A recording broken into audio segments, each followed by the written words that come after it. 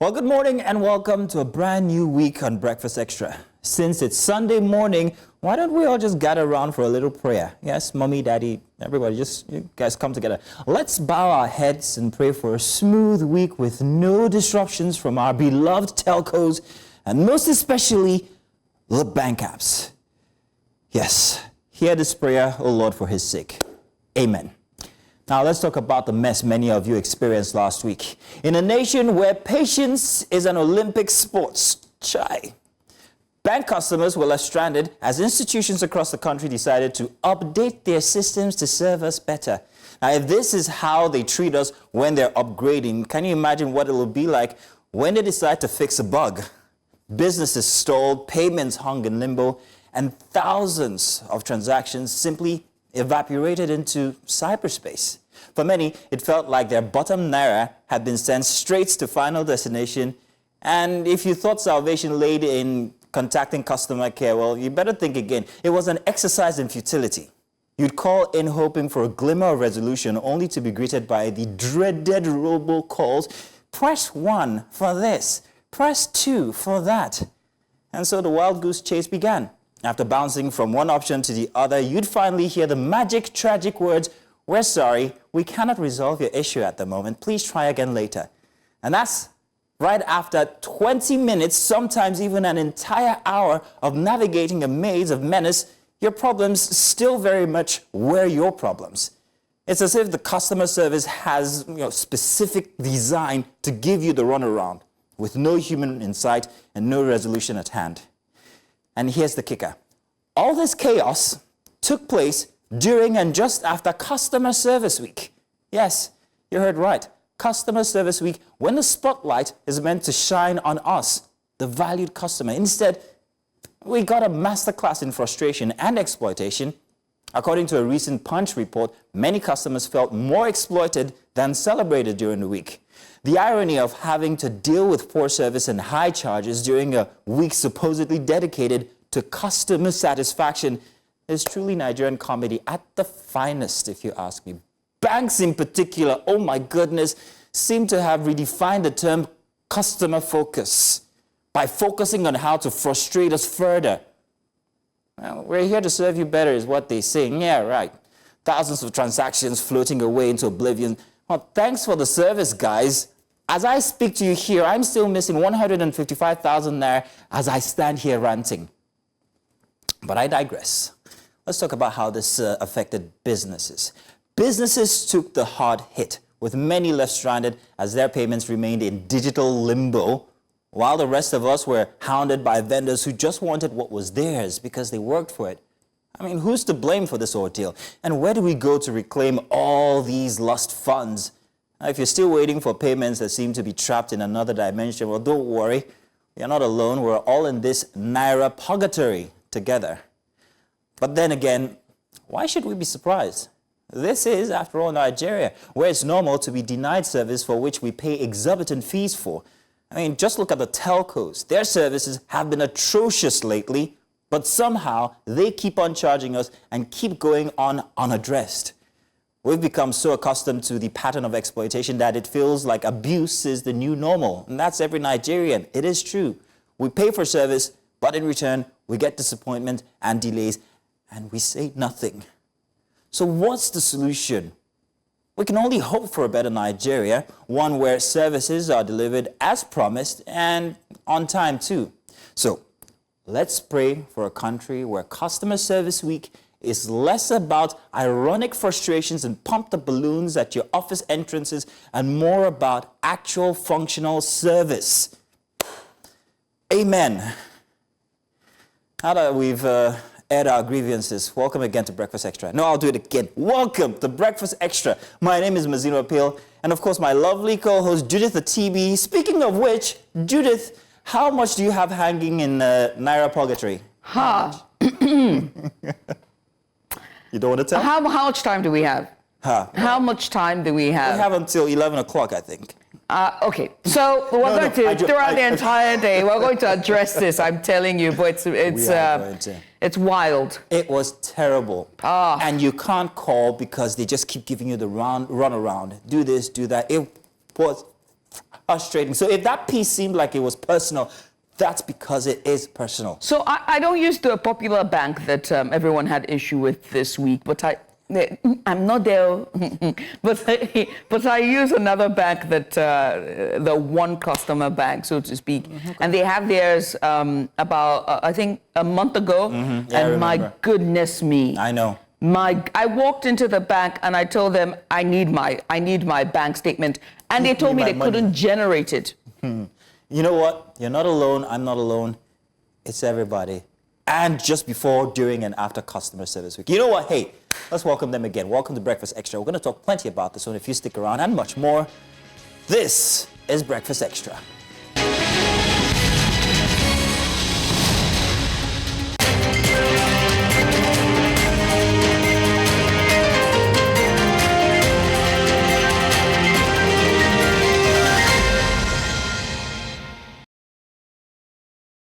And good morning and welcome again to Breakfast Extra for a Sunday early start to the week. And we've got an engaging lineup of discussion today that touch on very significant issues affecting our lives, the economy, and so much more. So here's what you can look forward to, right? We'll begin by commemorating the 4th anniversary of the #EndSARS movement or the protest, reflecting on its impact and the ongoing calls for police reform in Nigeria. Then we will tackle the service disruptions experienced over the past week, examining how these issues affect our daily lives, the economy, and of course your businesses. Now next we'll also shift our focus to the upcoming elections in Ondo and Anambra states, discussing the anticipation and implications for the political landscape as well. And then later on we're going to delve into a pressing issue on Wellness Central and its diabetes. We're going to be raising awareness, sharing vital information for better health management. So as always, it's going to be quite the show. And also we have our extra special segment just for you, is where we'll explore the alarming topic of child trafficking in West Africa. It's a critical discussion and we won't want you to miss it. So make sure to join us. So we're excited to get started. So we want you to stay with us as we delve into very important and insightful discussions. But as always, we will bring you the dailies, but not after Mizuno shares his, Mizuno, so you told us they have 155,000 naira I think they just sent it back. No. It's another debit. It's another debit. Mizuno's like, I got 155,000 naira. I finally got across to a human being after 4 days. After 4 days, I finally got across to a human being on customer service. Right. After the robocalls keep telling you, press this, press that. Yeah. It was atrocious. Yeah. And then they tell me that, sorry, they can't attend to it now because it's the weekend. And I'll have to wait till Monday. Gosh. But I've been calling you since Tuesday evening. I would be livid. I'm telling you right now, I would be livid. I can't. You know why? Because for a few years in my life, I was actually the one at the other end of the call as a customer care representative. So I understand what these guys go through and that it's not his fault. It's actually the establishment, and I can't belabor it.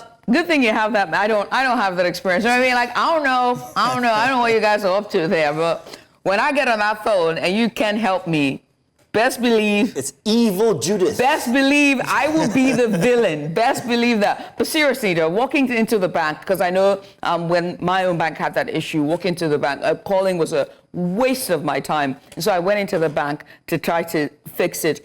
And you can tell from how exasperated and exhausted the lady was that she'd had you know, and I was like, why are you guys doing this? You know, and she just says, I'm so sorry. I wish I could do more, because she can't even generate my bank statement to know where the transactions are. And so I had been sending monies in and out, and people were not receiving money. I also wasn't, because I was sending from one bank to another, and it was just chaos. It was literally, that's it was why chaos. I refer to it as purgatory, because you can't tell where it went. You can't prove to the person you're sending it to that they sent you anything, because it doesn't state there that it went to their account. They didn't receive it. You can't prove that it went there, and customer care will give you the runaround. Nigeria, and then we had electricity again going out yesterday. Hey, the telecommunications. Oh my God. How's your internet? How's your internet? Don't. Let's not go there. So let's just do the headlines. Let's go to the headlines. This won't end. It won't end. Let's start with our headlines for this morning. I'm going to get started with the very first one that comes at you there. We start with the Punch newspaper for a Sunday. The Sunday Punch. Tinubu Shetima's frequent foreign trips raise eyebrows. President, Vice President on 29th, 12th trips in 17 months. Zero trips. Attire, that story is on page 3. I'm sorry, guys, satire. At the top there, multiple national grid collapses threaten ministers' 6,000 megawatt projection. That story is on page 4. Hashtag end SARS anniversary. Protest leaders demand implementation of panel reports. That story is on page 4. State House food budget grows by 20% in 3 years. That story is on page 3 as well. Don't pass bill to arm FRSC, Nigerian-style National Assembly. That story is on page 4. How do you feel about that? Mazzino.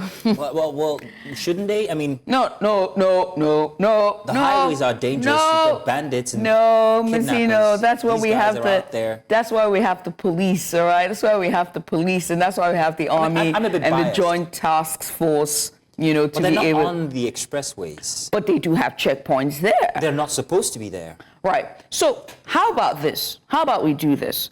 How about instead of that, we look at what their tasks and their responsibilities are, and just as how there's a joint task force, there's also a joint task force for the highway that is designated to that, instead of us arming the road safety guys. You do know they're trained already for weapon carry. No doubt about it. But you see, the thing is, when you give people 10 miles, they take what? 100. There we go. No. When you give Nigerians 10 miles and the uniform. Well, you give 1 yard, you take 6 yards, you know? So that's anything with the, what they call that, the chevrons. And the badge, that's the end. Can't you see this? Can you not see my uniform?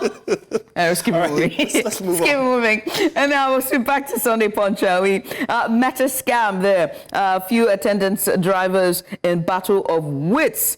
And lastly, what I learned in 50 years, marriage to military officer. And that's from an octogenarian there. Sights and sounds of Nigeria's first Islamic market. That story is on page 29. Pregnant women fear premature births over rising hunger. That story is on pages 16 and 17. Page 5. Hardship proprietors beg parents not to withdraw their students. Yeah, from yesterday we had one of our clips from our perspectives. Yes. Where a lady said she doesn't send her kids to school anymore because she can't afford the fees. And that really broke my heart. That is just crazy. All right, now let's move on to our next daily this morning. And we're going to be moving on to the front page for the Tribune newspaper. Front page for Tribune's got this one. Tinubunomics. More pains for businesses. We are at crossroads. Small business owners lament. Make local products competitive, says Manufacturing Association of Nigeria. Lack of electricity killing businesses in Nigeria. Akinomi Adeshina. I saw that. Very intelligent man, that. Yeah. Gas explosion in catering school claims 1 student, 9 others injured. SON explains why CNG exploded in Edo. Warns against uncertified gas cylinders. Hear. Ekiti ex-governors Lord Oyebanji as governor marks his 2nd year in office. At the bottom for the Sunday Tribune, governor suspends commissioner over alleged affairs with married woman. Commissioner denies allegation. Remember the story from yesterday? That's the one. Yeah, Jigawa State Commissioner caught in Kano by the Hisba police. The Hisba police be doing this stuff now. I mean, look, they're working. They're working, man. Oh boy, no shady business. State of the nation, church can't afford to be silent at Lekki. Can CNS insist? 2027, nobody can push presidential agenda for me, says Makinde, that on page 2. A Nigerians grown as national grid collapses 3rd time in 5 days, restored hours later. So I congratulate myself because I had finally, after the first collapse of the 4 days or so, I finally had light. Try. Half current. Yep, you thought it was going to be 100. Goodness me. Well, Nigeria, always Nigeria. Let's move on now from Sunday Tribune to our next paper for today. And this time we're going to the Sunday Independent. Rackled by paucity of funds, Nigerian universities seek lifeline. TEF Fund advocates consultancy, agribusiness, other efforts for sustenance. That story is on page 2. Hashtag End Bad Governance movement declares today Memorial Day for Martyrs. That story is on page 7. Ododo is transforming governance to enhance welfare of Kogi State. That's from Commissioner there of the state. You can find the story on page 8. PDP kicks as Kaduna Electoral Commission declares APC winner of 23 Kaduna local governments areas. The story is on page 3. Don't let your country slide into one-party state. Governor Makinde tasks Nigerians. The story is on page 5. Stakeholders worried over frequent national grid collapse. Link power sector crisis to failure of privatization. Finger cartels, corrupt officials seek probe. That story is on page 3. PDP crisis, restore party supremacy, cohesion. Analysts tell leaders, say bigwigs involved in anti-party activities be shown the door. We've been saying this ever since. That story is on page 4. And for the economy there, Afenifere calls for caution over World Bank prescriptions, and that story is on page 6. Too late. We already adopted them. 15 years of wait so everything gets good. Oh, you're in it, Nigeria. I've calculated my age. How old will you be? A lady never tells her age. It's okay. Tell you what, we're going to move on, but not to take away the attention from today being the anniversary for the SARS 2020 protests. A lot of things have come from that when it comes to demanding accountability from the government. So for that, I would say that we can celebrate that. But I do wish that it's shrouded in so much mystery from both sides, whether the government or the protesters. I wish it was clearer and that we had evident proof of what happened, especially at the tolls. That's my submission. Moving on now. The Sunday Times is our next paper for this morning. And top and center here, mixed grill after authorities relaxed admission age policy amid legal action by pupil and poor electricity supply. Stakeholders demand sack of grid managers over incessant collapse. Additional bemoans impact on economy, worsening unemployment. Fact, he says that Nigeria is a country with the most numbers of people who live without electricity. So impute that into how our businesses are affected, or how our GDP for the country generally is affected. A country of 250 million people. Think about the potential that we could actually realize from that number. But I digress. Outrage in Bayelsa. Police apprehends personnel accused of raping girl inside of supermarket. Very sad story, that one. And systems upgrade in banks leaves Nigerians stranded as transactions falter. The trauma from reading that once again.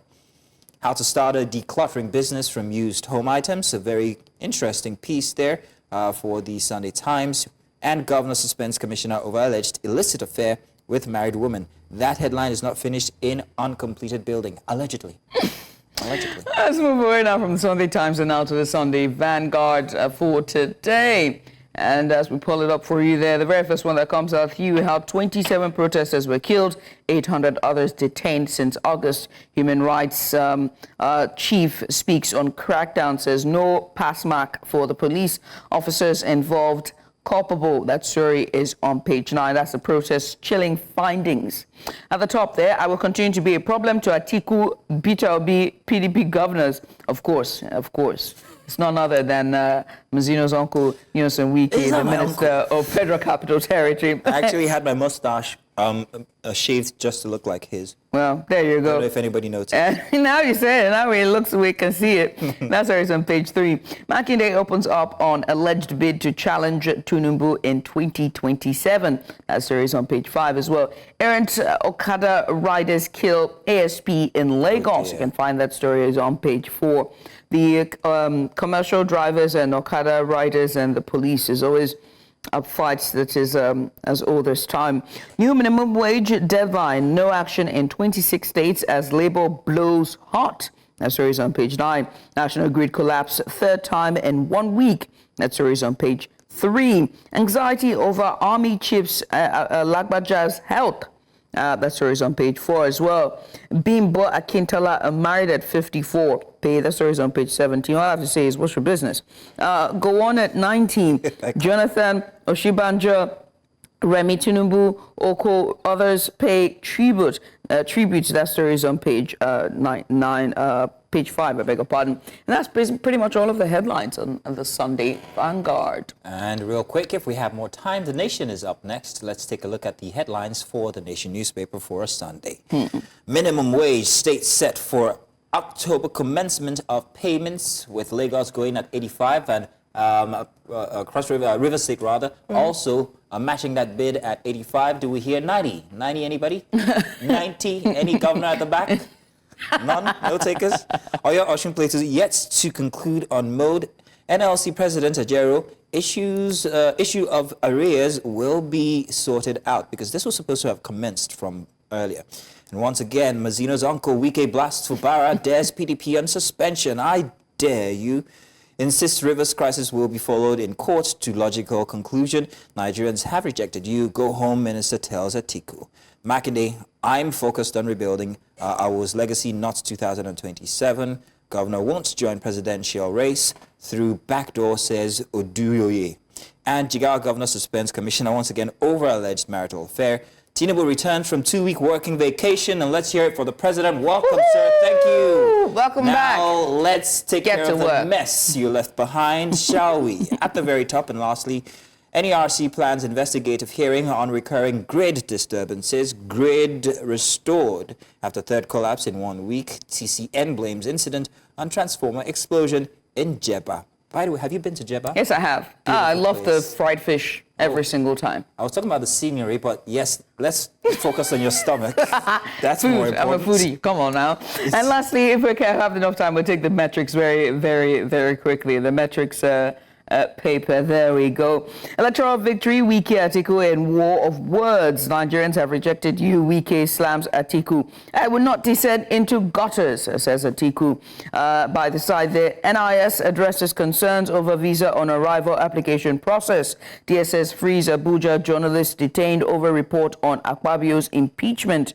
At the bottom there, Nigeria's energy poverty, a growing concern for the nation's economy. Lack of electricity killing Nigerian industries' GDP. Adeshina says AFDP invested $210 million to strengthen Nigeria's grid. Where's the money, Minister? Where's the money? And at the bottom there, NARC reveals real reasons for incessant grid collapse. Federal government to hand over national grid to independent operators. Wire donated 200 million naira for education within 1 week, and that's from Peter Obi there. Makinde denies presidential ambition, warns against one-party state in Nigeria. NNPC sensitizes over 1,000 auto mechanics to CNG conversion. At the bottom there, APC sweeps local government polls in Kaduna and Kogi states. At the top, Sun advises public against uncertified CNG gas cylinders. And also, of course, that one there, jubilant, celebratory mood as the president returns to Nigeria after a two-week leave. Once again, 2-week absence. And ever since then, petrol rise, grid collapse. He's got his work cut out for him now that he's returned, and Shetima has, Yeah, you're welcome back. Well, welcome back, sir. I think that's all of the papers we can take for today, isn't it? Yes, indeed. It is. The papers, the dailies for this morning. Coming up this hour, our very first big report on a big story. If you stay tuned, you get to enjoy that with us. Stay tuned.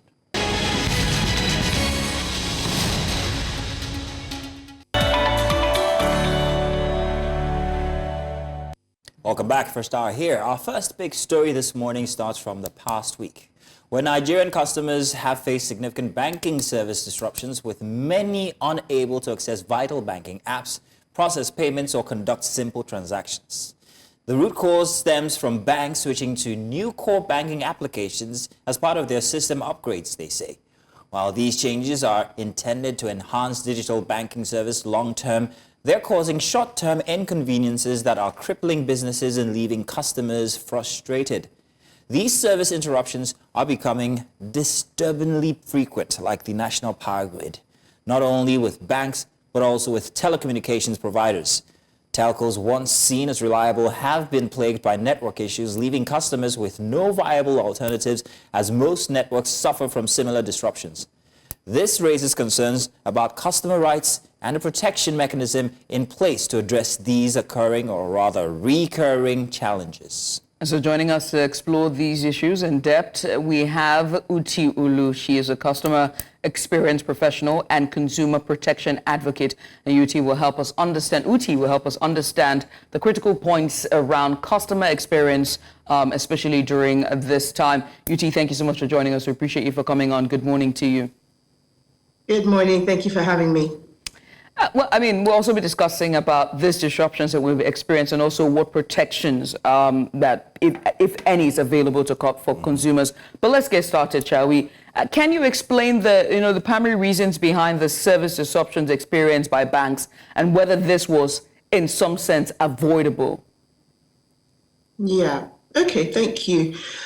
So the service disruptions are extremely unfortunate. I want to say that they aren't avoidable. So the core banking application, if I was to try to describe it akin to something more relatable, it would be like the engine of a car.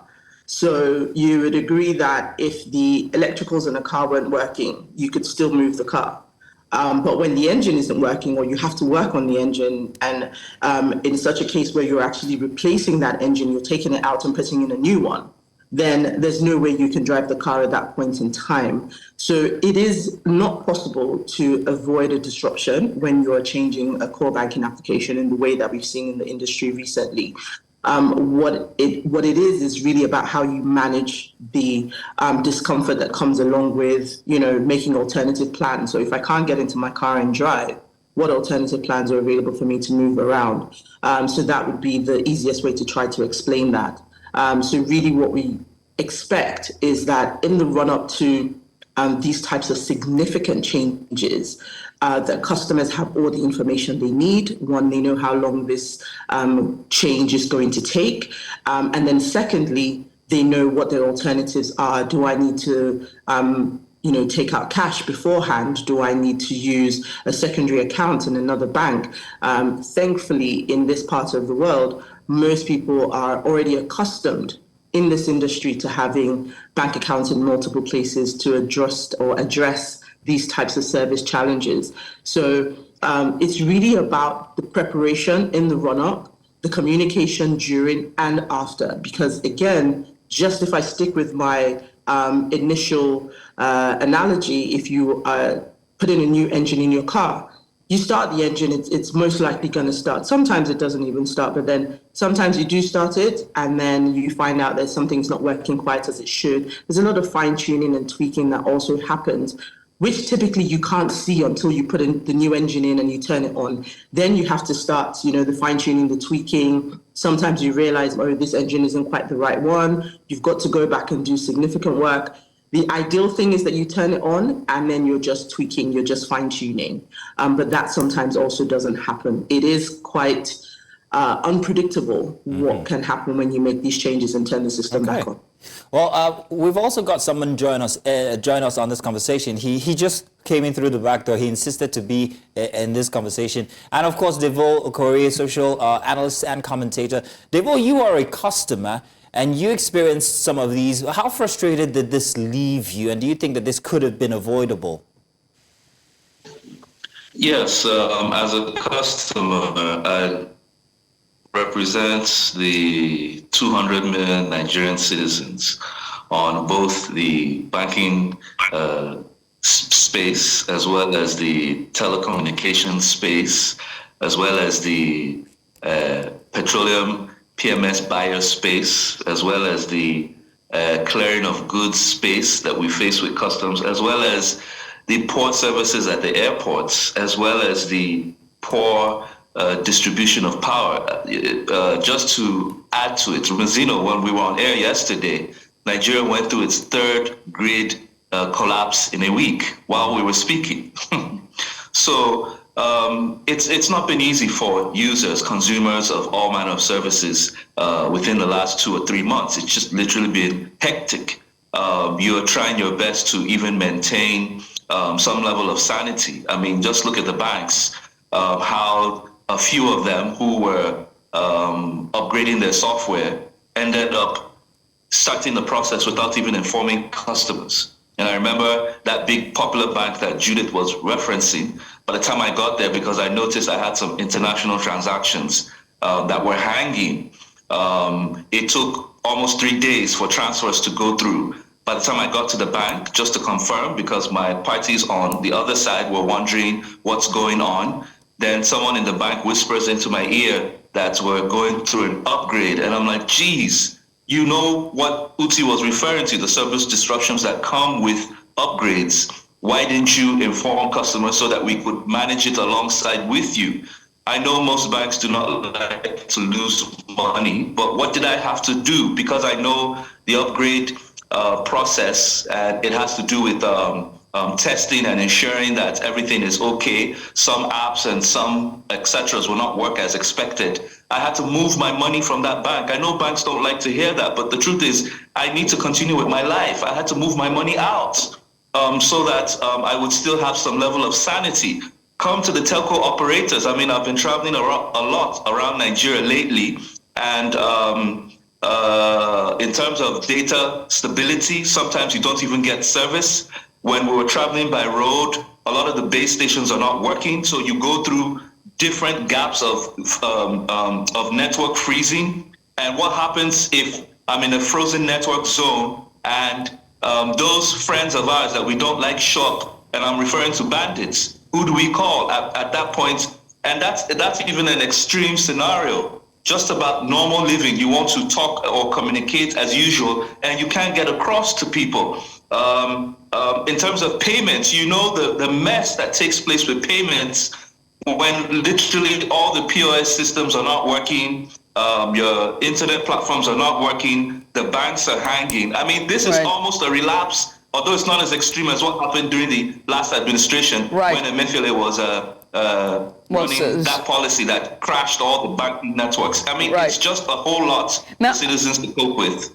Now, listening to you, Devo, one thing that is certain is communication and also how to minimize the frustration and, very importantly, the mistrust or the trust deficit that consumers have with these brands, whether it's telcos, whether it's bank. So let me come to you, Uti. You are a communications expert as well, and you're an advocate for consumer protection. How should, not just banks now, but also telcos communicate with their customers during such disruptions? Because they happen very often. It's not just a protracted time. Sometimes you might be in a dire situation and all of a sudden you can't even be able to make transactions, and even the POS can't even help you, or the ATMs can't help you because the services are down. How can they be able to communicate with their customers better, effectively, to minimize frustration and, most importantly, for them to trust them? Yeah.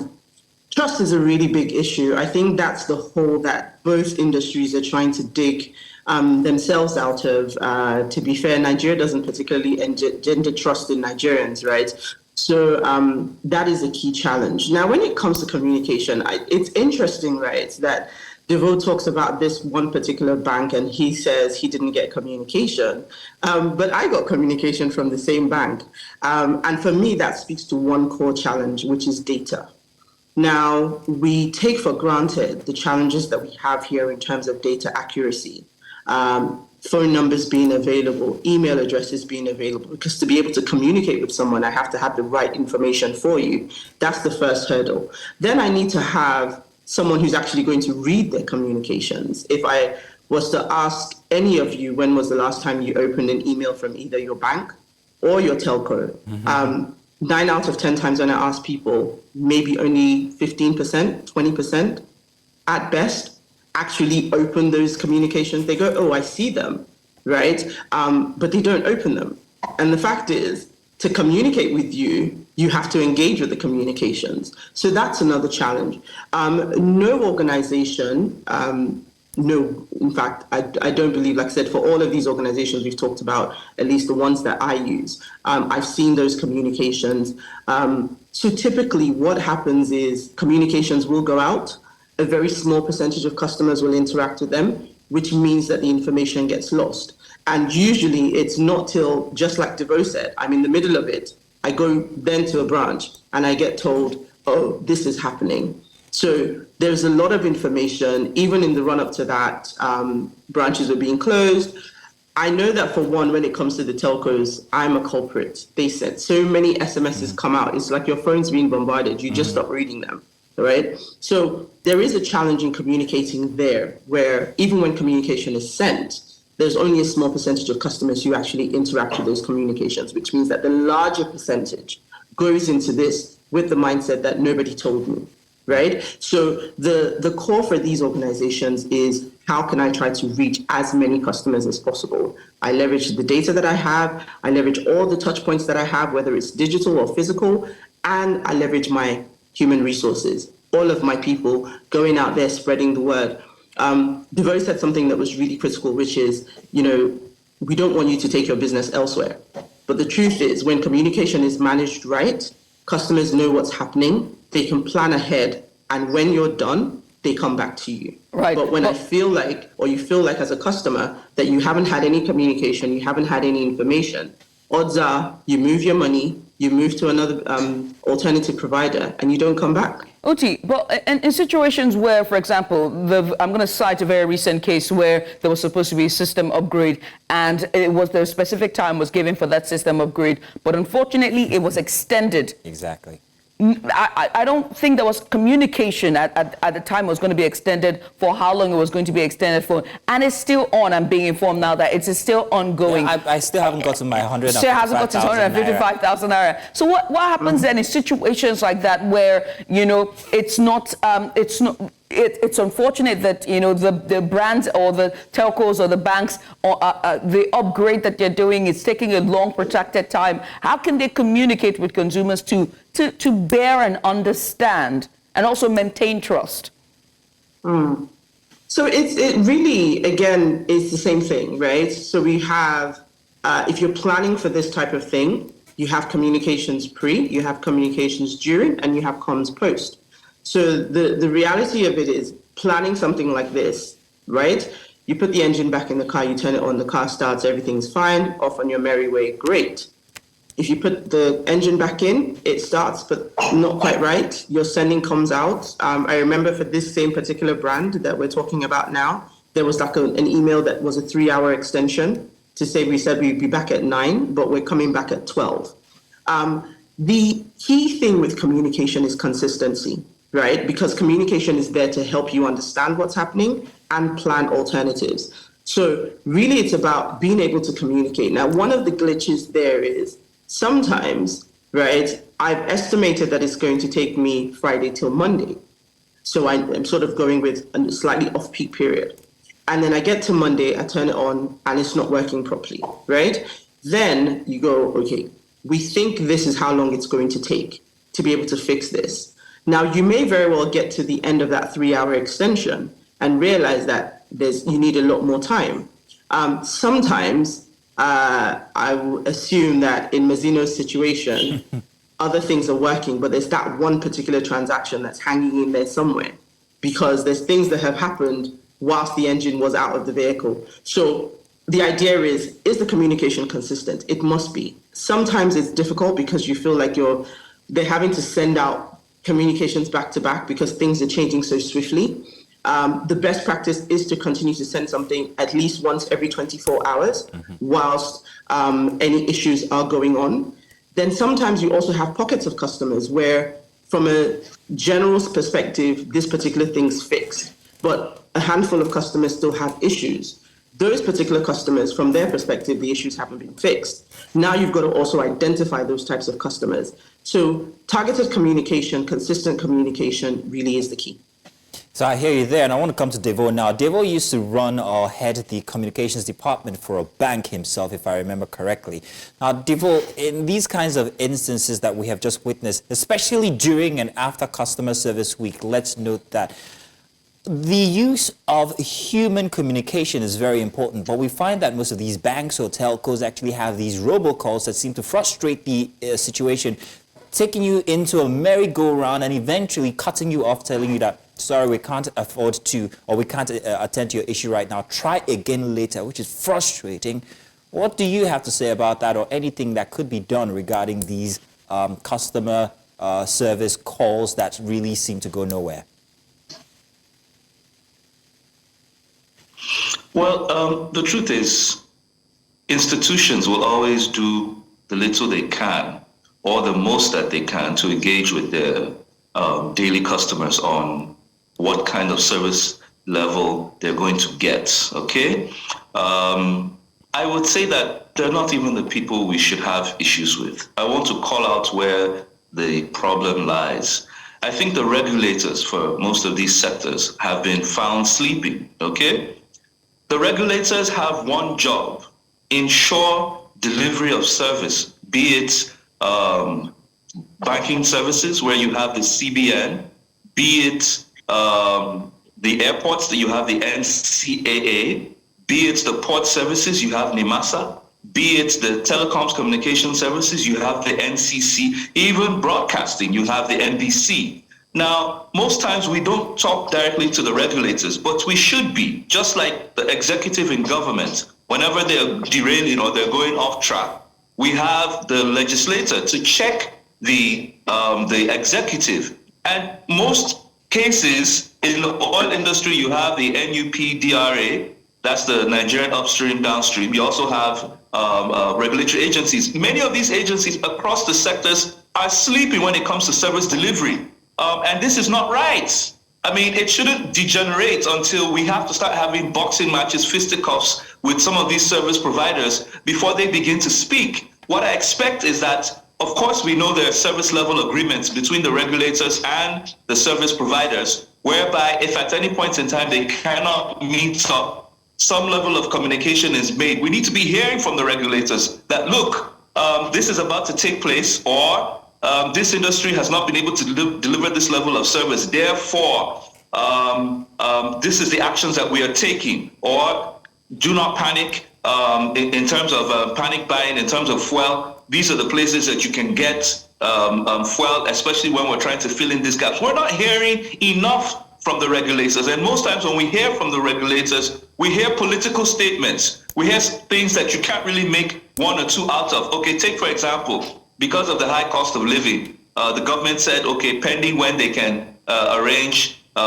enough supply of food or even pay the new salaries in terms of minimum wage, we're distributing rice. No one was held responsible. No one carried out the instructions from government that said that there will be a slash on rice distribution for people to buy. Nobody till date. Mazino, have you gotten bag of rice at 40,000? I don't know anybody that has. As regards telcos, how much has NCC said? Now, we also know that some of these industries are going through some challenges, like in telecommunications. Not only have they been fighting, the service operators have been fighting for tariff increase because of obviously the economic downturn. So what they've said is that they cannot maintain optimal service delivery with the low cost that they are getting. It's a fair argument. NCC has been talking to them and said they've refused a tariff increase, maybe because they feel telcos have made a premium return on investment a while back. But is that a sustainable position to take? What about talking to us consumers? Banks are going through upgrades to be able to improve their service. What has CBN told, consumers nationwide? What has the Federal Competition and Consumer Agency been saying regarding some of these service disruptions across board? We need to hear from the regulators. Right. They're sleeping. And speaking of regulators, I'm going to come to you, Uti. You are also a consumer or customer, protection advocate. In situations like this, the absence of regulators who are able to come out and be vocal and protect their customers, I would like for you to speak on consumer confidence in these brands. When we see repeated failure of services, corporate services, whether it's telcos, even electricity, what happens to the consumer's confidence in these corporate services and their companies? I think you just need to take a stroll down the social media streets and you can see the reality of that lack of confidence. And how it really comes through for me that is concerning is you fill in the gaps, right? I've seen everything from this organization is going under to are my funds safe to, and the sad part of it, if I take the telcos, for example, Devo has just said something that is every telco is experiencing the challenges. So consumer confidence, just like Nigerians' trust in our nation, is pretty low. The threshold is pretty low. And I think that this also impacts how they receive information. Because if I don't trust you, my assumption is that everything you're telling me is a lie, even if it's true. So it is a challenge. It does mean that there is a lot of clawing back and a lot of work that needs to be done by these organizations to really build trust. And you're not going to achieve it 100%. What it needs to be is that you're targeting the advocates that you have, that niche of loyal customers who have seen your capabilities in terms of managing their customer experience. So you don't expect today that you're not going to have issues with an organization, but you do expect that when you do, the way that it's handled leaves a longer lasting impression. And you then find that these are the people that when you go on social media, when everybody's slamming, when everybody's complaining, these few voices are the people out there going, no, this organization isn't like this. Oh, I had issues, they sorted it out. Oh, I'm fine. Every organization has to, that's the goal. Shoot for having advocates, shoot for having people who are voices that aren't influencers, that aren't influenced by you, only by the service that you've provided. And they carry a lot more weight in terms of who people will believe and who people will trust. But let's be very fair, let's be very honest. Every organization right now in these industries that we've talked about in sectors, they're coming from the back foot. Mm-hmm. Consumer trust is in the mud. So how then can we ensure reliable services and just what role can consumer advocacy play in holding, I mean, you just talked about influencers, but, more, advocates for consumer protection, what role can they play in holding these companies accountable as well? Because it's one thing to vouch for them, it's another to hold them accountable and also to help build reliability in these businesses. So the first thing is consumer education. A lot of customers don't understand what their rights are. They don't know what ways and opportunities they have to complain. Devo talked about the regulators. Most regulators have some sort of redress process. They have some sort of ombudsman process where consumers can actually write to them and they will take up the issues. Granted, it's quite slow a lot of the time, but they do take up these cases. The FCCPC does the same. So it's really for consumers to be aware of what their rights are and who they can go to complain. So for any of these industries, do you know who the regulator is? Do you know what their process is for getting redress? You will find that even on social media, you will find that people are tagging the regulators, and they are also in turn reaching out to these organizations, asking what is going on. I think that one of the things that is a gap is that a lot of Nigerians just go, this is a problem, this is an issue, and then they don't do anything about it. So we complain to social media, we complain to our friends and family, we move on with our feet, we choose an alternative. But the truth is you're still working in the same industry, the same challenges, right? If you moved your funds from bank A to bank B and then bank B is going through the same service disruptions not long after, it feels like you're just going around this merry-go-round and there's no solutions. So consumer education is key. Know your rights, know the opportunities and avenues that you can get redress. Talk to the regulator. There are systems out there. Usually there's just a gap in knowledge of how to access it. Well, thank you very much, Uti. Don't get used to abuse. That's what I got from that. In Nigerians, that's our culture. Speak out. I want to say thank you very much, Uti Elu, and of course, Devo Korea, for joining us on this conversation, which we all suffered from during the week. And thanks for your input. And also a call to regulators as well. If you're watching, this is the time for you to step up, to also know that the regulators are playing a key role when it comes to protecting the consumers and their rights as well in situations like this. Once again, many thanks to you, lady and gentleman. Thank you for having me. Now, do stay tuned because coming up is going to be the news at the top of the hour, and Judith is going to be bringing us that one, and we've got more conversation inside of Breakfast Extra for after.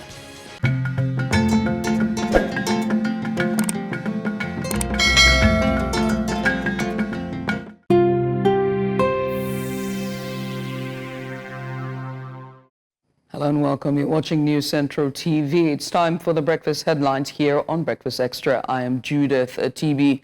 The top stories at this hour. Today, October 20th, 2024, marks a significant and solemn day in Nigeria's ongoing struggle for liberty and justice against police brutality. The hashtag #EndBadGovernance movement is holding a memorial procession at the Lekki Toll Gate in Lagos to honor the victims of the alleged massacre that took place 4 years ago during the hashtag #EndSARS protest.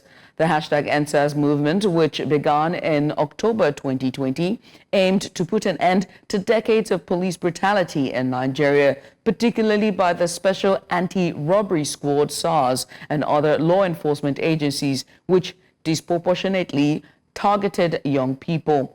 Today's memorial will include speeches, prayers, and a wreath-laying ceremony to pay tribute to the victims and support their families in remembering those who lost their lives during the protests.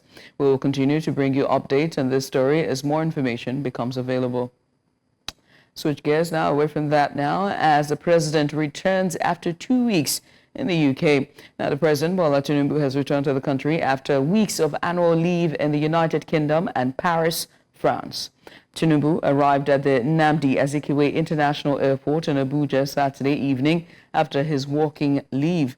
The UK becomes Tinubu's 27th foreign destination since he assumed office about 16 months ago, and his 4th trip to the country. Away from that, men of the Abia State Criminal Investigation Department on Saturday arrested the National Vice Chairman of Labour Party Southeast, CK Igara. The Vice Chairman with the Julius Abure-led state executive were in a meeting in a popular hotel in Abia when some masked security men stormed the location and took him away. News Center's Chinwe Ugeli reports that the party supporters resisted arrest initially. The recent judgment by a federal high court in Abuja recognizing Julius Abure as the authentic chairman of Labour Party in Nigeria obviously dealt a blow on the new structure of the party. Apparently, in order to avoid suffering possible invalidation of their election due to nomination of candidates who emerged from the caretaker committee's faction, they have duly resigned their membership of Labour Party and pitched tents with this.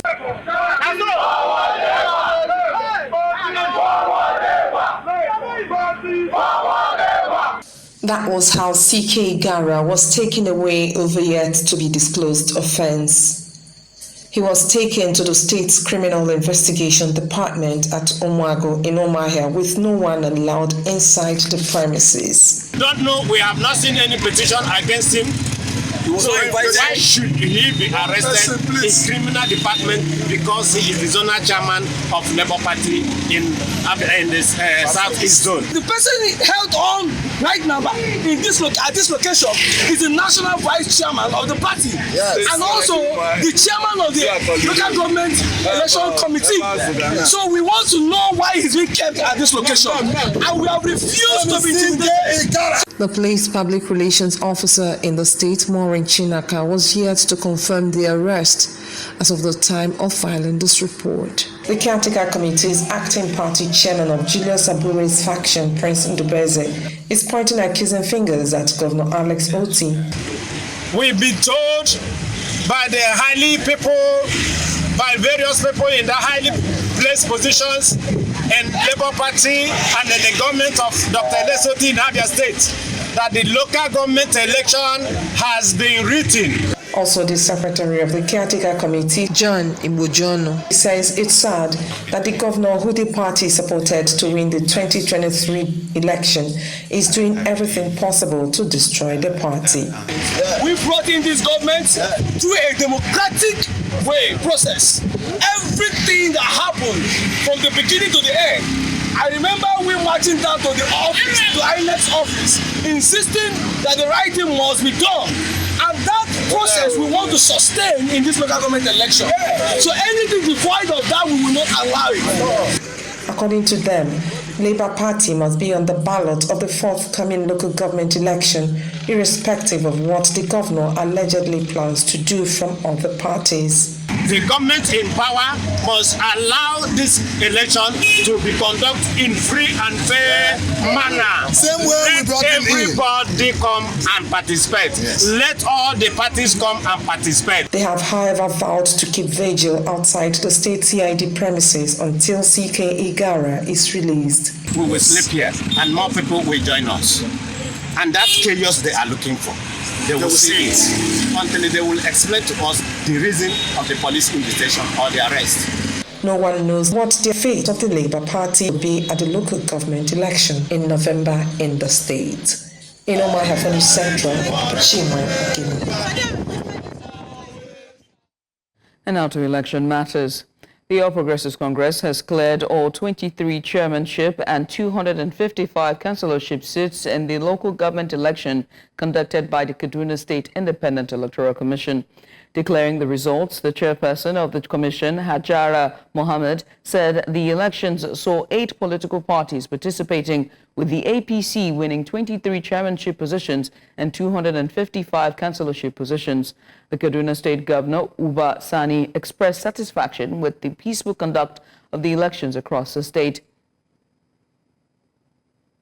Electoral officers and internal officers have filed their reports, and at the end of the exercise, 23 won chairmanship position and 255 won councillorship position. The 23 local government returning officers and 255 ward returning officers have declared the results in their respective constituency and submitted their results in accordance with the law alongside the electoral officers. By the power vested on the commission, I hereby wish to confirm the result earlier collected and returned by the returning officers.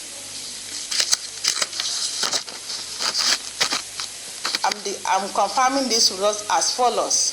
APC won the 23 local government chairmanship position and the 23 and 255 ward councillorship position across the state. Thank you so much.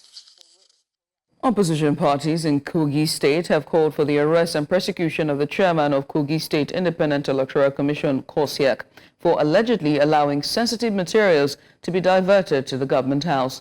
They made their position known when they protested at the electoral office in Lokoja ahead of Saturday's local government election. Addressing journalists on behalf of other political parties, the Kogi State Organizing Secretary of the People's Democratic Party, PDP, Abdul Karid Ibrahim, alleged that sensitive materials for some local governments were diverted to Kogi State Government House. Here is a place where elections are conducted in my ward, Ward 4, Olamabro Ward 4, Iga. And this is polio unit 006, maternity. And the electoral officers are not here. What's the time now? At about 11:25, 28, 29. And those are all of the headlines we can take at this hour. I'm Judith at TB. Up next is more on Breakfast Extra. Stay here.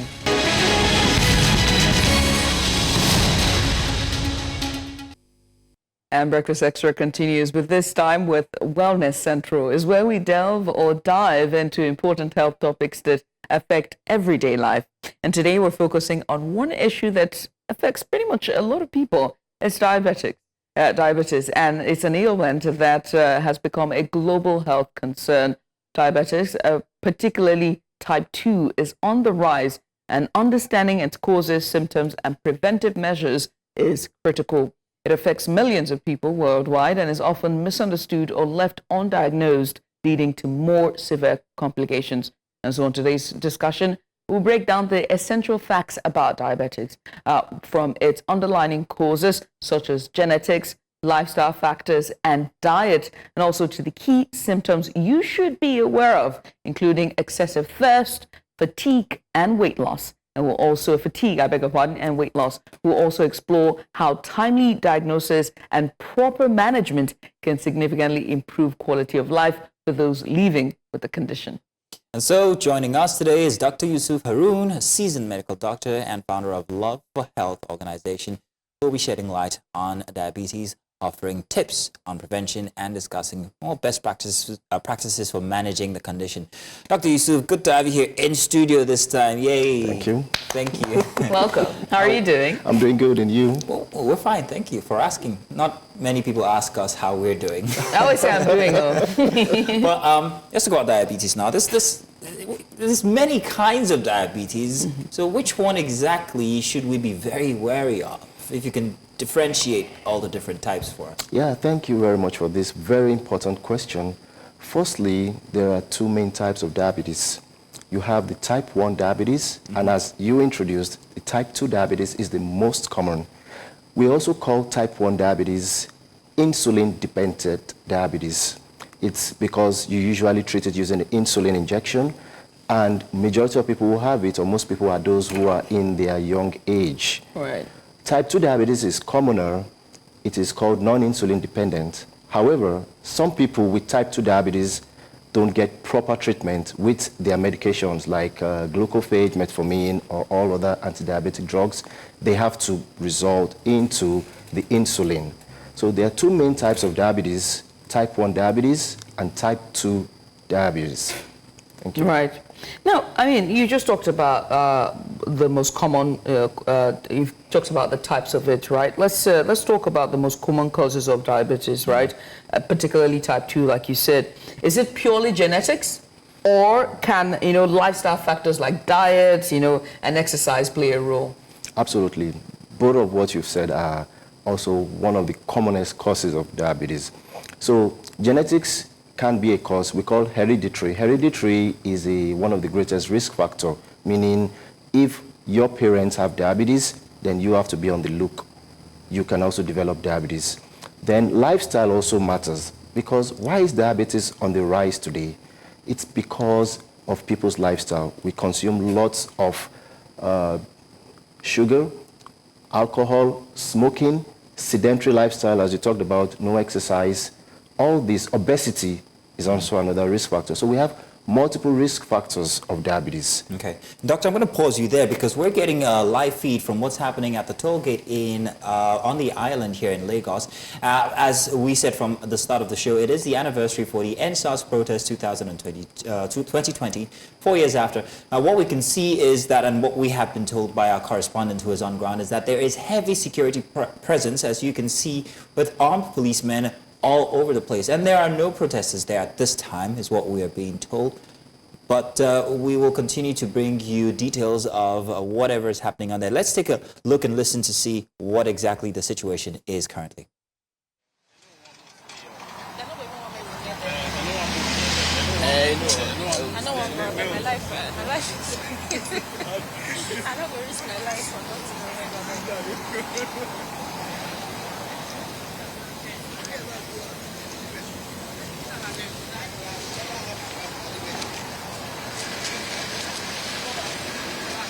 See, let's see that they are the ones that sent us out of this place. Police. Let's not censor ourselves. Let's see that they come. They don't censor us. No, but there's nothing for them. There's no need for us to do that, and then they send us away before. No, you can see they are guarding the place very well. Another person.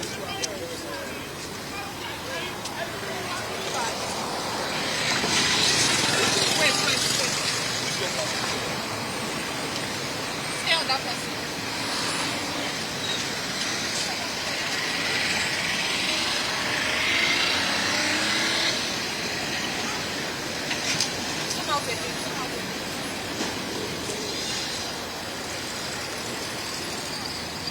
We're not exactly clear on what's happening here, but we're being told that this is the second individual that's been whisked into the Black Maria there that's parked at the toll gate. Now, do note, like we said from before, this is the 4th anniversary for the 2020 SARS protest that took place at the same location. Now, today we have our correspondent there, and as we told from before, there's heavy security presence, as you can see on your screens now, and also the vehicles there are for the armed personnel that have been stationed there. There's very little presence of what might be protesters. As we can see, that might be a, what you call it now, what do you call those? A banner, exactly. Thank you very much, Judith. That might have been brought over by one of the intended protesters, or at least people who are commemorating the date at the toll gate. There was word that there would be some sort of small commemoration at the location. So I guess that is why there is that presence of security forces there at the Lekki tolls.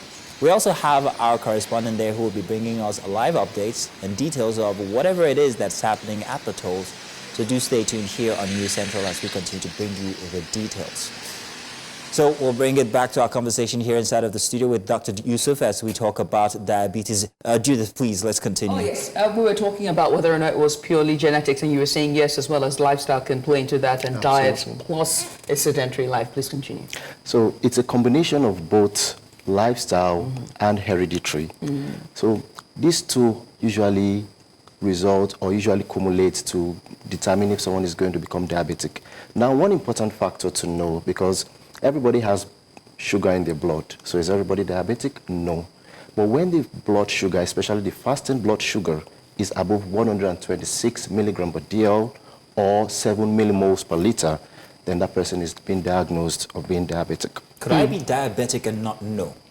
Absolutely. Yes, according to a meta-analysis, about 11 million Nigerians are undiagnosed for diabetes. That means out of a population of average of 200 million Nigerians walking on the streets, 11 million of them have diabetes. That's like 0.5% of people. Exactly. They have, that's it. And the funny thing is that many of them get to be diagnosed when they start developing complications of diabetes. So what are the early signs one ought to know? Thank you. While you were introducing diabetes, you talked about excessive thirst, weight loss.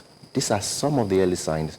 We call something 3P in medicine, polydipsia, that is excessive thirst. Someone keeps drinking water all the time. Polyuria, excessive urination. Don't look at me do this. I just put down my... He was about to pick up, like, can you hear excessive? Luke dropped the cup down. Please continue. So, no, drinking water is very good. Hydration is absolutely good. But when the person gets excessively thirsty, dehydrated, that could be a symptom, an early symptom of diabetes.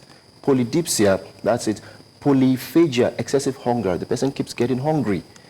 And in addition to what you said, weight loss. Sorry, the person is eating a lot, but the person is still losing weight. Oh. So polydipsia, polyphagia, and polyuria, excessive urination. The person is waking up 3, 4, 5 times in the night to go to the restroom. So these are part of the early... Yeah. That's very interesting. I wanted to know, Doctor, now, there is sugar present in the blood, and it should be so. Absolutely. So diabetes is the presence of excess sugar, am I correct? Correct. Now, the sugar gets in there by consuming sugar, or what exactly? Let's be clear. Thank you for this very important question. People think, oh, physical sugar you consume is what causes diabetes. No, that's not what causes diabetes. Someone can take in sugar. If your insulin, which is going to convert this glucose to glycogen, is very, very good, it's going to work. Everybody consumes sugar. Some of our food are being converted into sugar in one way or the other. But when you have excessive sugar, that is when the blood sugar is above 126 milligram per dl, another opposite for diabetes or hyperglycemia, diabetes is also known as hyperglycemia. Hyper means high blood sugar. Is hypoglycemia. That could even be worse. Hypoglycemia is when the blood sugar is very low to the extent that the person can go into shock or coma.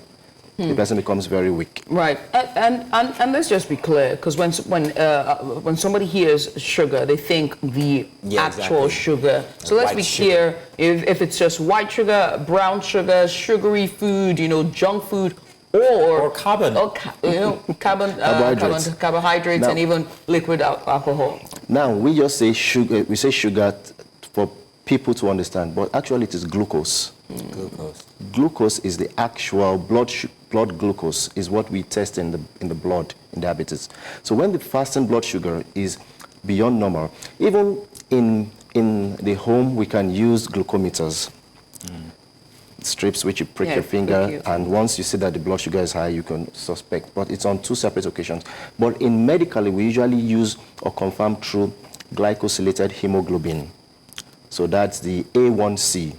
If that is also above 7, then that means the person, on 2 separate occasions, that means the person is being diagnosed of diabetes. So I'm still very concerned about what kind of foods or Yes. what do we ingest that could raise or drop the blood sugar level. Now, carbohydrates also have a factor, but not only carbohydrates, even fatty foods, smoking, excessive consumption of alcohol, all this can also raise the blood sugar in the system. Now, how does smoking raise the blood sugar? Because you're not ingesting carbohydrates like Judith suggested before. It's just an action of inhaling and exhaling, well, nicotine, I guess. Okay. Now, there's something called syndrome X. It's a more complex medical system where smoking itself can also increase the cholesterol. Smoking has a whole lot of complications.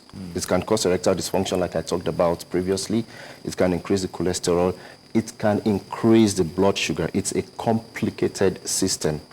Alcohol also can do the same. That's why I said it's not directly sugar in the blood, but there are some complications that can increase the blood sugar in the system. Smoking is one of it, alcohol is one of it, sedentary lifestyle is one of it, hereditary is another one, and there are multiple risk factors like that that can cause diabetes. So, how crucial then is our diet in managing, Absolutely how crucial beautiful. is it? Are there specific food one should be looking at in their diet? And how particularly beneficial are these food, whether, Your vegetables? lifestyle is almost 99% of, there's a common saying, you are what you eat. And your lifestyle, particularly your diet intake, is a significant importance to your health, particularly either you being diabetes, hypertensive, obesity, or anything. So diet is very crucial. Most especially, we should increase in green vegetables. We should eat lots of vegetables. We should drink lots of water, but we shouldn't be scared of diabetes like polydipsia, as I said. But we should eat lots of vegetables. We should work out. We should do lots of exercise. We should eat more beans, proteins, animal proteins, plant proteins, vegetables. Olive oil is very good also. Okay. So all these can also increase. Grains, they are also good. But the best advice I'll give everyone is moderation in all what you do. Moderation is very important when you think about it, because even I think when people go on caloric deficit in their diet, what they're trying to look for is a moderation in their portions. And that's the thing about it. We will go and meet we'll go to our local restaurant or buka, and then we ask for the portions that we, and even at home, the heaps of the fufu and eba that you are eating. No, Judith, listen, this is Nigeria. Anytime you have the chance to eat heaps of ito. I'm joking for your health. Be very Just be mindful, yeah. I'm very curious regarding the stats that you gave from before about 11 million Nigerians being undiagnosed. Now, do you see a cultural connection between our diabetic population and the prevalence? Just like the erectile dysfunction I discussed 2 weeks ago, like there's a cultural perception. People think, oh, a man has erectile dysfunction, maybe it's village people or something. The same thing in our mothers and grandmothers or grandfathers' days, they have what they call, in Yoruba, they call egbotioji, like they just develop a sore on their foot which doesn't heal. That is one of the main complications of diabetes. It's called DMFS, diabetic mellitus foot syndrome. And always the foot? It's not only the foot. There's called diabetic retinopathy. One eye or both eyes go blind. Oh, wow. There's also what you call diabetic nephropathy. The kidney also shuts down. They need dialysis. It could also even develop into stroke, diabetic stroke. They could have erectile dysfunction, like so in men. It manifests in very different ways. Now, diabetes and hypertension are twin diseases that are silent killers. Till the person might develop these late complications, which they might think their village people are pursuing them, not knowing it's their own medical condition. It's towards the end. It wouldn't give you any warning sign sometimes until it gets worse. Is it incurable? Now, diabetes is manageable. Being curable means like you cure it completely, like you cure malaria from the blood system, or you treat plasmodium in the blood when you have malaria. Diabetes, on the other hand, is manageable. You unfortunately have to continue managing it for life. You may not have to use drugs all the time if the blood sugar is normal, but you may have to modify your lifestyle all the time. And let's talk about treatment. Besides just manageable and all of that, change of habits. Or change of habits. Treatments, especially advancement. Have there been advancement in treatments as well? The cost of it and the most effective way to treat it. I know it's a lifelong thing. Yes, in the United States, an advanced country, they are looking at different methods of treating diabetes, just like they're looking at different methods of treating HIV. Some are going into genetics, going into bone marrow replacement, going into blood studies, hematology. So they are looking for more advanced ways to treat diabetes. But in our society, in Nigeria, our consultants and professors, the basic way they use in treating is still lifestyle modification, advising the patient to modify their lifestyle, to avoid fatty foods, avoid excessive carbohydrates, to exercise, to improve their lifestyle, and they then place them on medications. You have a wide range of medications from metformin, glimepiride, glycoside, glucophage. There are different anti-diabetic drugs. Now, if the diabetic drugs don't work, they resort into another line of action, which is insulin. In insulin, you have different kinds of insulin also that you can give patients. There's a long-acting, there's a short-acting, there are ones they give. Even many patients know how to administer this insulin by themselves. In advanced countries, and I believe some people also have it, there is something like a device on the arm. So you would know, or the patient would know, when he or she is having hypoglycemia or hyperglycemia. Because another problem with diabetic patients is when they take excessive drugs or they treat themselves, they might even go into hypo. And I said, hypoglycemia could even be worse. So what do you think about, what is your opinion on this introduction? I don't know the name of the drugs, Ozempic and all these other weight management. I think they were supposed to be sold for people who are obese, right? And then now it's not being used by Hollywood to maintain it. So it's a whole different conversation. But what do you make of drugs like this? And what are their real names? I know there's a name for it. Now, some drugs are used to treat cholesterol. So they have the statins, the basic ones, they are called like simvastatins, lovastatins, statins, just like in diabetes also. So remember I also said there is a correlation between diabetes and obesity. So some of them use these drugs, but I will advise everyone to get prescription for using any prescription. Because they can use some of these drugs and they could go into adverse effects. So all these drugs you mentioned are used by some people to lose weight. Sometimes they are prescribed by medical doctors also to reduce the cholesterol level, because many people with diabetes have hypertension and have high cholesterol. Yes. Yes. Now, affordability in managing diabetes, it can be expensive, can't it? And if it is so expensive, what alternatives are there? This is why some of us in the diaspora coming back, we are looking for having a health organization where we can work with the government. When I was in Lagos State Teaching Hospital about 20 years ago, there was a young girl. As I said, young people have type 1 diabetes and they need insulin.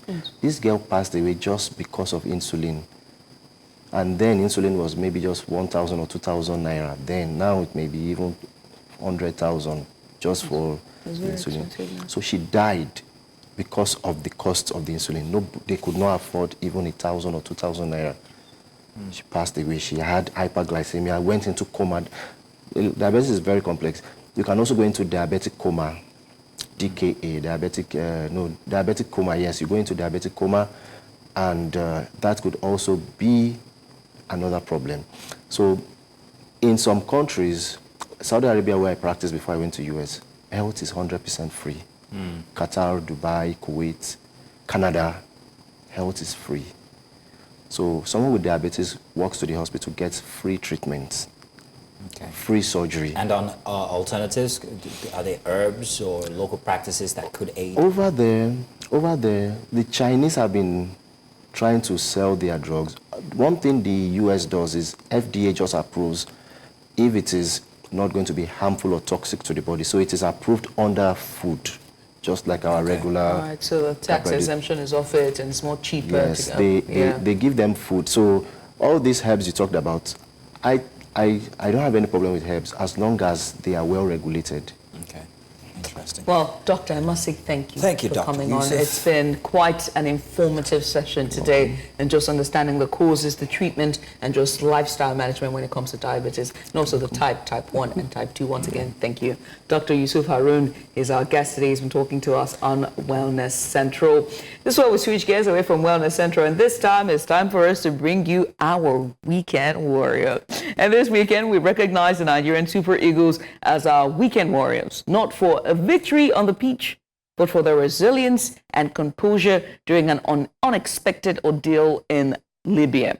Now, the team's journey took a difficult turn when they encountered serious logistical challenges, leading to a forfeiture of their scheduled match. Now, despite these circumstances, the Super Eagles showcased professionalism and dignity, ensuring their safe return to Nigeria. Now, the team's troubles began when they were stranded in Libya for days following issues with travel arrangements and venue complications. With tensions high and uncertainty looming, the Super Eagles remained focused and kept their morale intact. The events, while disappointing, were outside their control, but the players handled the situation with grace. This resilience is a reminder of their dedication not just to football, but to representing Nigeria with honor in all circumstances. Right. Now, despite not being able to play their match, the Super Eagles showed incredible character in navigating the ordeal. Their return to Nigeria without the opportunity to compete was undoubtedly frustrating, but the players have kept their heads high, reminding us that challenges off the field can be as testing as those on it. Now, in facing such trials, they have emerged as symbols of perseverance. The Super Eagles' Libyan experience reflects broader challenges in international sports logistics and coordination. However, what stands out is the players' ability to remain united in the face of chaos. They have shown that it isn't just about playing the game, but also about being able to handle unexpected disruptions with fortitude. Yes, indeed. So as we celebrate them this weekend, we remember that true warriors aren't defined by wins or losses. They are defined by how they handle adversity. And the Super Eagles may have returned from Libya without the game in hand, but hey, their strength, composure, and loyalty to Nigerian spirit are commendable. So we honor you guys today as our Weekend Warriors. We're not only acknowledging their contributions on the field, but also off it, where they proved that resilience and unity are the marks of true champions. The challenges they faced in Libya will be a moment in their journey, but their spirit has inspired us all as a nation. Congratulations, guys. For us, it's a win from you. Thank you very much for representing Nigeria. Without, we know what's happening inside of Nigeria, but you still stuck up for us. Thank you very much. Thank you. Weekend Warriors for this weekend. Woohoo! Stick around, because coming up right after this, we've got more. We have our focus on Africa as we look at Kenya's political landscape, and also we'll bring you more snippets and all the sights and sound from the Lekki Toll Gate as it's the 4-year mark commemorating the October 2020 incident at the Lekki Toll. Stay here, don't go anywhere. And you're welcome back. It's still Breakfast Extra, segueing out of our Weekend Warrior and almost into sports now. We've got Favor in the studio. Favor, good morning to you and welcome. We know in a minute you're going to be bringing us sports, but we wanted to have this conversation about the Eagles' ordeal in Libya. This is how we've been presenting it. They always say ordeal. What's your take on what happened? We know that they complain about also receiving such a treatment in Nigeria. Hence, it seems like it was some sort of revenge. What's your take on it? Good morning, Mazino. Looking at the Super Eagles of Nigeria, lots of issues happened during the international window. First of all, the Libyans were supposed to come to Nigeria to play the Super Eagles of Nigeria. Now, before now, the Super Eagles, anytime a team comes into a country, the first thing that happens is the country that comes into Nigeria sends an advanced team. Now, the advanced team job is to ensure that they provide a flight itinerary, they provide information as to when and where the team will land, which they did. They did say they will land in Uyo, which, of course, the Victor Atta International Airport in Akwa Ibom. That's where, of course, the Super Eagles will play, knowing fully well that they play at the Gospel Akpabio Stadium.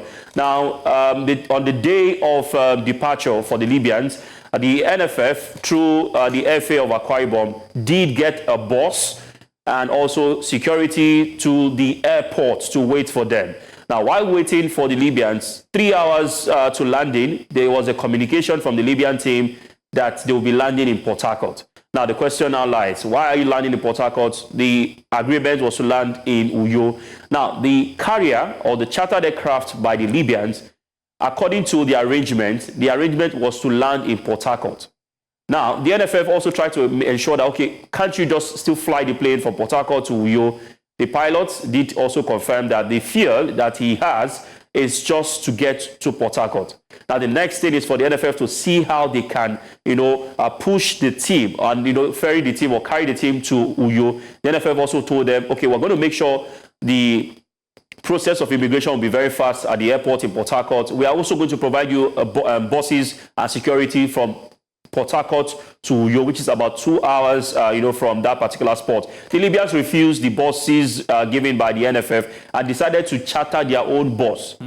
Now, in the course of chartering or getting their own bus, they got a bus that, of course, is not air-conditioned. But then again, the securities brought in by the NFF through the federal government still escorted the Libyans to Uyo, Akwa Ibom. Now, the Libyans claim they were treated badly, they were kept at the airport. Let's not forget that it was not the NFF that told them to land in Port Harcourt, that's first. Secondly, the arrangement was Uyo.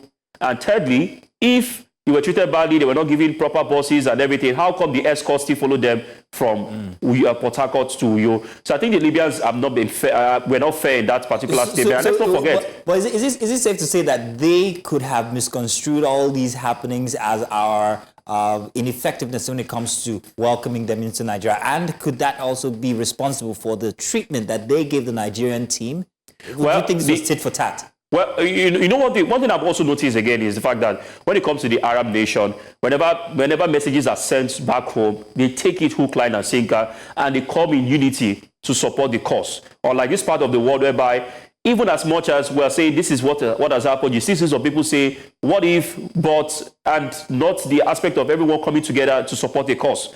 And that's just the case of the Libyans, whereby they sent a message through the captain and took pictures of buses going through a road and then sent back home. And afterwards, there were talks about, oh, we're treated badly. You're going to see what we're going to do to your team when you come back, when you come to Libya. Now, let's also let our viewers know that Algeria had come to Nigeria before now to play qualifiers in Uyo. They had no issue. But the Republic that defeated Nigeria in Abidjan some months ago came to Nigeria, landed in Uyo without problem. Cameroon landed in Uyo without problem. There have been lots of countries that have landed in the past without issues. Now, okay. But I also want us to talk about the Libyan side as well, and also understand that and correct me if I'm wrong. This is not the first time we're seeing this, is it?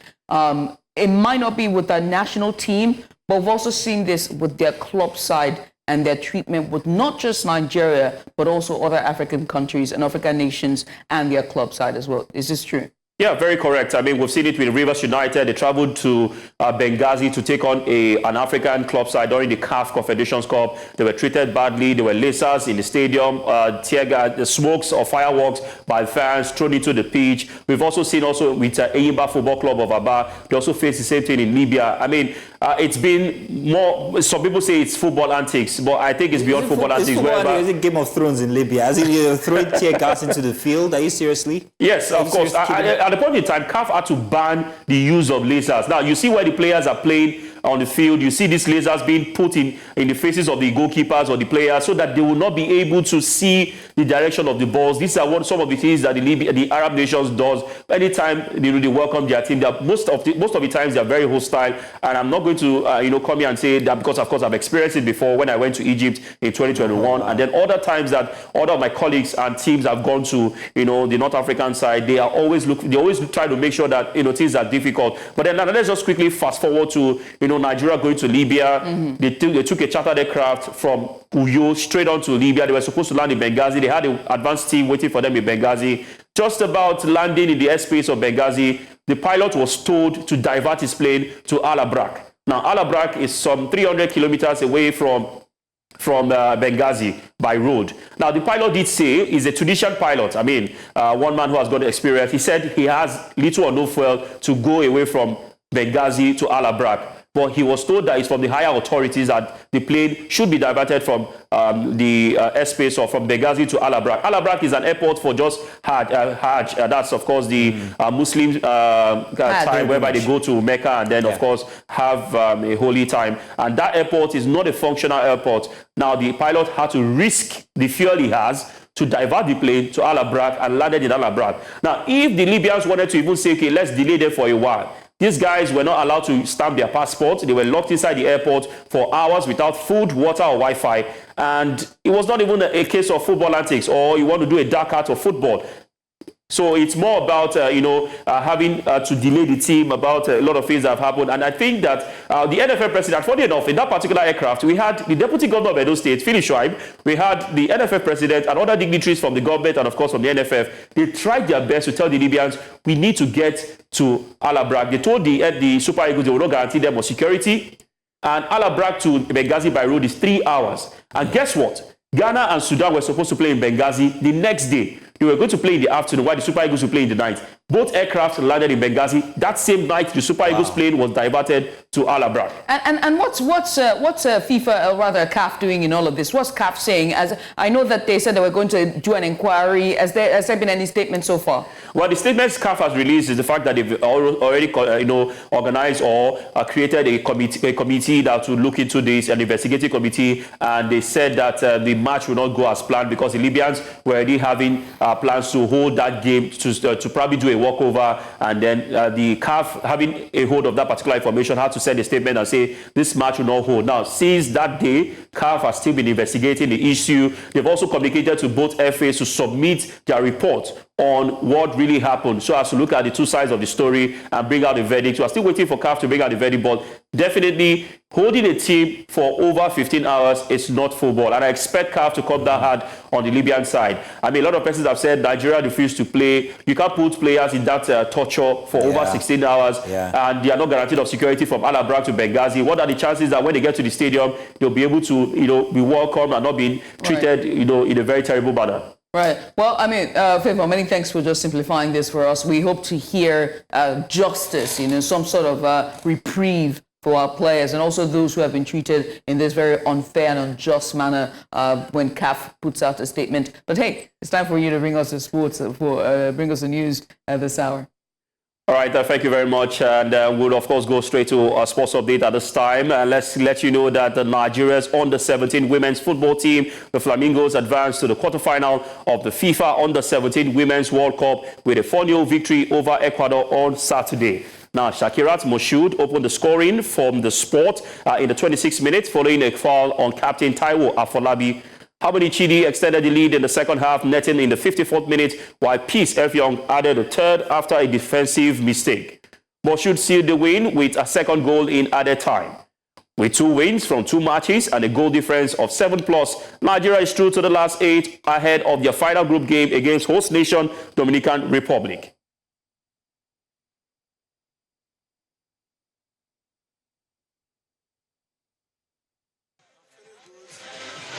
To God who has made this happen to us after our hard training and a tactical approach to the game. We were able to get this convincing winning. I call it convincing winning. All glory be to God and all thanks to my player who, approached the game tactically and we got the needed result. All right, that was Owulowo Kere Bankole, the coach of Under-17 team. Congratulations to the Flamingos through to the quarterfinals of the FIFA Under-17 World Cup. Still talking football, it's time to talk about Nigeria's talisman, Victor Osimhen, who, of course, came off the bench to score an outrageous, stunning overhead kick that sealed a 3-0 victory for Galatasaray against Antalyaspor in the Turkish Super League on Saturday. The game marked Osimhen's return from injury and the continuation of a fine form since he joined the outfit from Serie A side Napoli. Hakim Ziyech's free kick deep in stoppage time fell swiftly for the Nigerian forward, who wasted no time in smashing it home with a fine display of athleticism. Now, other goals were scored by Mario Icardi, who replaced Victor Osimhen. All right, the victory takes Galatasaray to 25 points as they sit comfortably at the top of the table and 7 points above second place Samsunspor. All right, congratulations to Victor Osimhen, an acrobatic. Some will call it bicycle kick. In this part of Nigeria, we call it shangalo. And that was what he did to get that particular goal. And at the end of the game, he had to also look at the goal himself and explained the reasons behind the goal. Congratulations to Victor Osimhen. Let's move on to the world of tennis and let you know that Rafael Nadal, of course, reflected on an amazing rivalry with Novak Djokovic and said he would not be the player he is today after losing their final meeting as professionals. Nadal, 38 years of age, announced earlier this month that he will retire from the tennis at the end of the season. Serbia's Djokovic beat the Spaniard 6-2, 7-6, 7-5 in their third-place match at the Six Kings Slam exhibition event in Saudi Arabia. The pair shared a warm embrace at the end of at the net end, while Nadal was presented with a golden tennis racket as part of post-match presentation in Riyadh. Nadal will represent Spain in the final appearance at the next month's Davis Cup finals in Malaga. What a career for Rafael Nadal. He will be greatly missed after the exit of Roger Federer. And now to MMA, mixed martial arts, and an emotional Francis Ngannou marked his return to mixed martial arts with the first round stoppage of Renan Ferreira at the PFL Super Fight event in Riyadh, Saudi Arabia. Cameroon's Ngannou knocked out Ferreira with some brutal ground strikes in his first MMA contest in nearly 3 years. The 38-year-old shed tears as he dedicated the victory to his late 15-month-old son, Kobe, who passed away earlier this year. Now, since leaving UFC as his heavyweight champion 22 months ago, Ngannou has become one of the world's biggest combat sports stars, following blockbuster boxing bouts against Tyson Fury and Anthony Joshua. But he has been adamant in the build-up to his encounter, of course, that he never left MMA and has always planned to fight again in the cage. Ngannou considered retirement earlier this year, but said he had chosen to fight on in memory of Kobe as a way of honoring him. The fight was Ngannou's PFL debut, and the organization took advantage of the money and their biggest star now generates by building the card around him and creating commemorative super fight belts. Interesting one for Ngannou, good way to return back to the MMA. And out to the world of Formula One, Max Verstappen took his first Formula One victory for nearly 4 months with a controlled drive in the sprint race at the United States Grand Prix. Verstappen's win extends his championship lead over McLaren's Lando Norris to 54 points. Norris was running second going into the final lap, but a lockup at the first corner allowed Ferrari's Carlos Sainz to slip by in Austin, Texas. The Briton then had to fend off the second Ferrari, Charles Leclerc, which he managed to do. The flag helped by a mistake by Leclerc into turn 15. Verstappen's victory was his first in Formula One since the sprint event at the Austrian Grand Prix in June and could be a decisive development in the title race on the weekend, where Red Bull have introduced a major upgrade to their car. All right, interesting times ahead in the world of Formula One and, of course, the world of sports updates. When you look at the world of sports, you know definitely that a lot is happening at the moment, and we hope to see more and more action towards the end of the weekend. And that wraps it up on sports updates. Favor Itwa Mazino and, of course, Judith standing by. Well, thank you very much, Favor, and thank you for bringing us all that information about the Eagles from earlier. I was going to ask you real quick, however, what has it cost Nigeria, this forfeiture? Cost Nigeria this? Yeah, the forfeiture of the game. Oh, all right. For now, we can't say. Some have said 3 points, but I don't think that's the case. This is a case of force majeure. It's not something that Nigeria could control as to why they did not play the game. So I think CAF will look at this and other angles before bringing out a statement. But right now, we're still top of the table. No cause for alarm. We've won all our games so far, and we are on course to qualify for the AFCON 2025. Should we have played that game and won the game, we'll probably be in Morocco and say we've qualified. So we'll wait to see what happens. And there's another window in November. So November is coming. Let's see what we do with the games we'll play in November. Thank you very much, Favor. Thank you. And to our viewers, we say stay tuned. Coming up, Judith will be bringing us the news.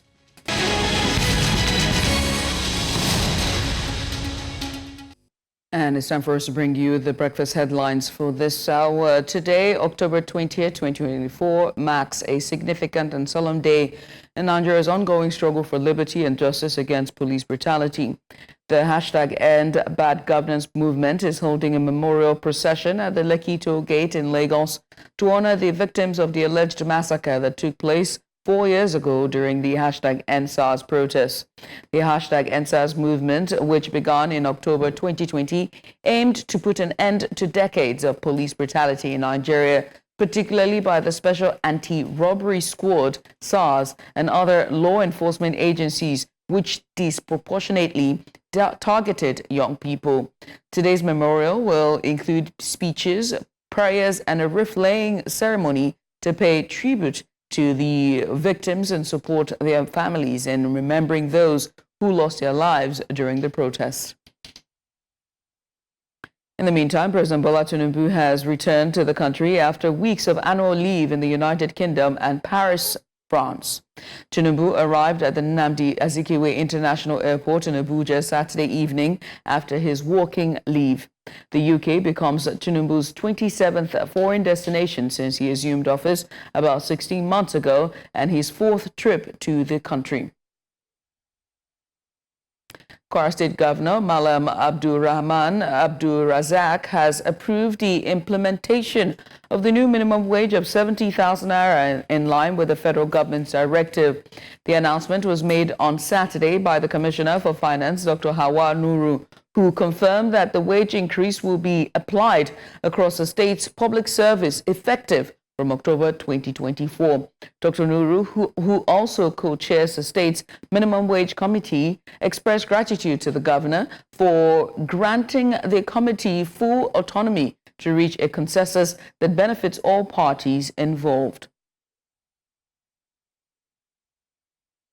And now to election matters. The All Progressives Congress has cleared all 23 chairmanship and 255 councillorship seats in the local government election conducted by the Kaduna State Independent Electoral Commission. Declaring the results, the chairperson of the commission, Hajara Mohammed, said the elections saw 8 political parties participating, with the APC winning 23 governorship or 23 chairmanship positions and 255 councillorship positions.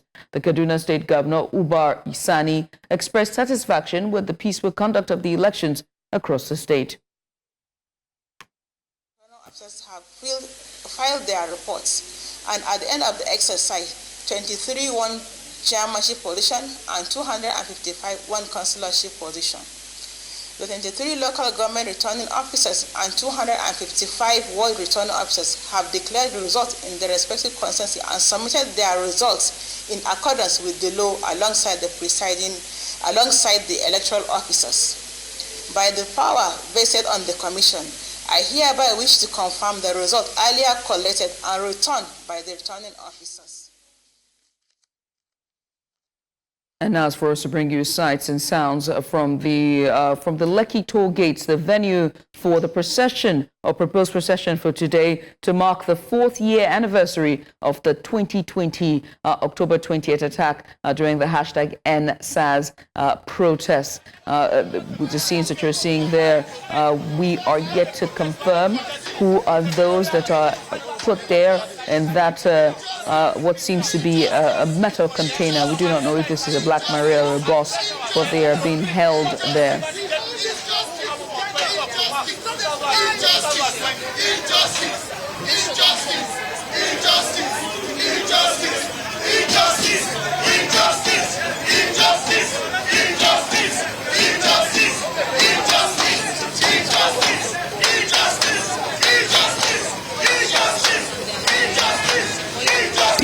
Okay, you see.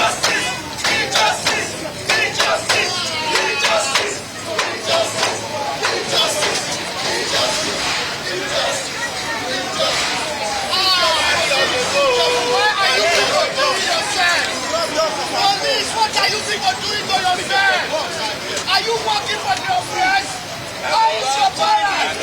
Where is your children? Where is your parents?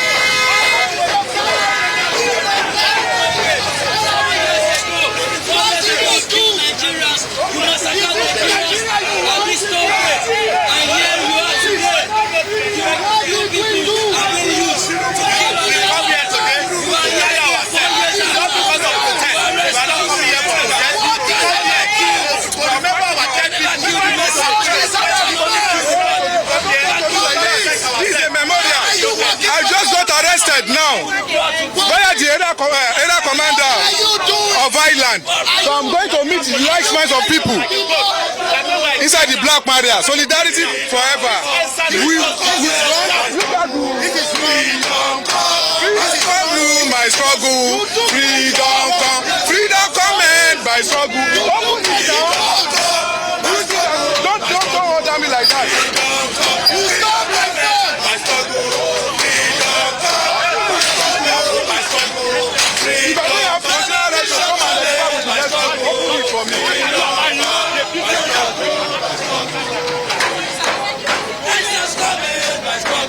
Because it seems they are saying they didn't have constitutional right to come and show their grievances. Today is 4 years memorial remembrance for the massacre, for the shenanigans that happen in this country. These are people, these are like minds that identify with the less privileged of this country. They don't have any constitutional right to hold them ransom. A lot of it is happening in this country, for Christ's sake. We have banditry, we have kidnapping, we have corruption, we have a lot of things that this president, the government of today cannot make an arrest.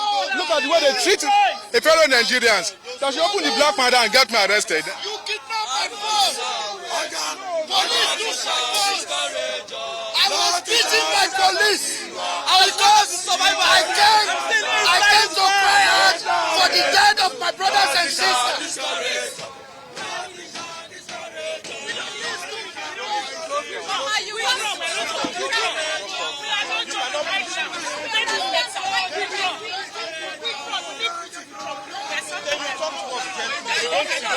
We were not protesters. Maybe because of the situation, maybe that's why I can't talk to you. I apologize for that. Please. But why are we being pushed away? These are fine now as journalists. For now, we need you. This is why we have apprehended these people.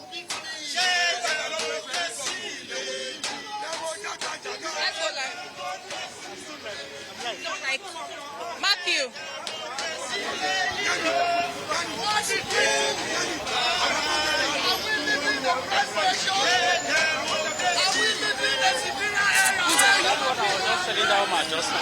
Journalists who are doing our job, you are doing your job. You now want to come and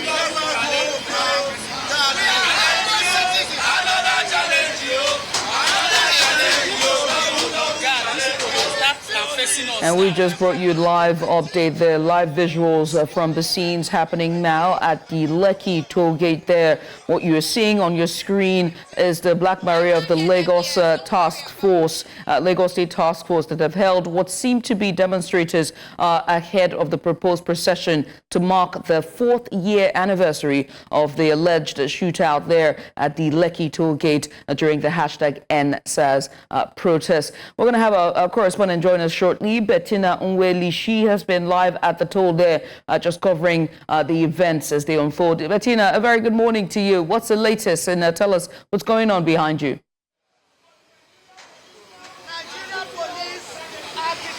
Well, good morning, Judith. It's been a sort of madhouse here. We've been here since 7 a.m. trying to monitor the situation because we did get information that some of the protesters wanted to come out to the Lekki Toll Gate today to do a memorial on what happened 4 years ago on this day, just to do a walk around the state and also to place wreaths for their beloved who have passed on. But the Nigerian police, on getting here, we saw that they had mounted everywhere in all their full regalia. You would think that a war was about to happen in Lagos. However, the reverse was the case. Now, the few protesters who came out to make sure that, okay, their voices are heard with their banners were apprehended, just like you have seen on my right inside the truck. The protesters who were apprehended have been locked up inside this truck and their banners seized.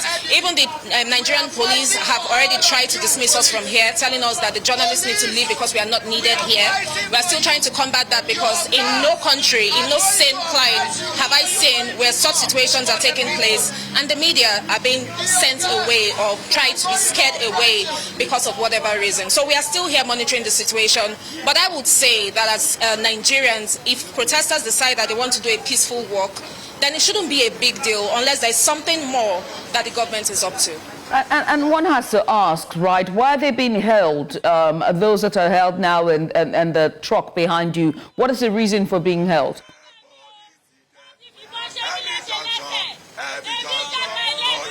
The reason is simple, just that they came outside to protest with their banners. That is the only reason why they have been held. And what's the reluctancy to not have the press present there to cover the event? Has been injured with a gun. Apparently a gun was used to hit her leg, and she's shouting from inside the truck that her leg has been injured, and with that they still locked her up inside this truck without saying anything. Some of them, their phones have been seized, so they have no means of communicating to people outside of this arrest where they are. And when the police asked that the press leave the premises, what was the reason that was given for them asking that you evacuate there?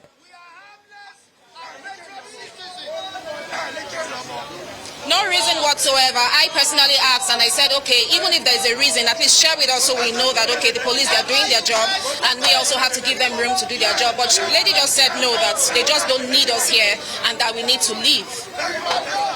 Well, but one has to ask what exactly then is a peaceful protest, because what then is deemed a peaceful protest, so much so that is not heavily, where there isn't any heavy presence of security details, so much so that they are armed to the teeth. But I must say, well done. I'll definitely call back to you for more updates from today. No problem at all. Thank you. We'll take a short break here for bringing you more sights and sound there from the Lekki Toll Gate. Plus, this brings us to the end of our breakfast headlines for this hour. Coming up next is more on Breakfast Extra. I am Judith at TV. Stay here.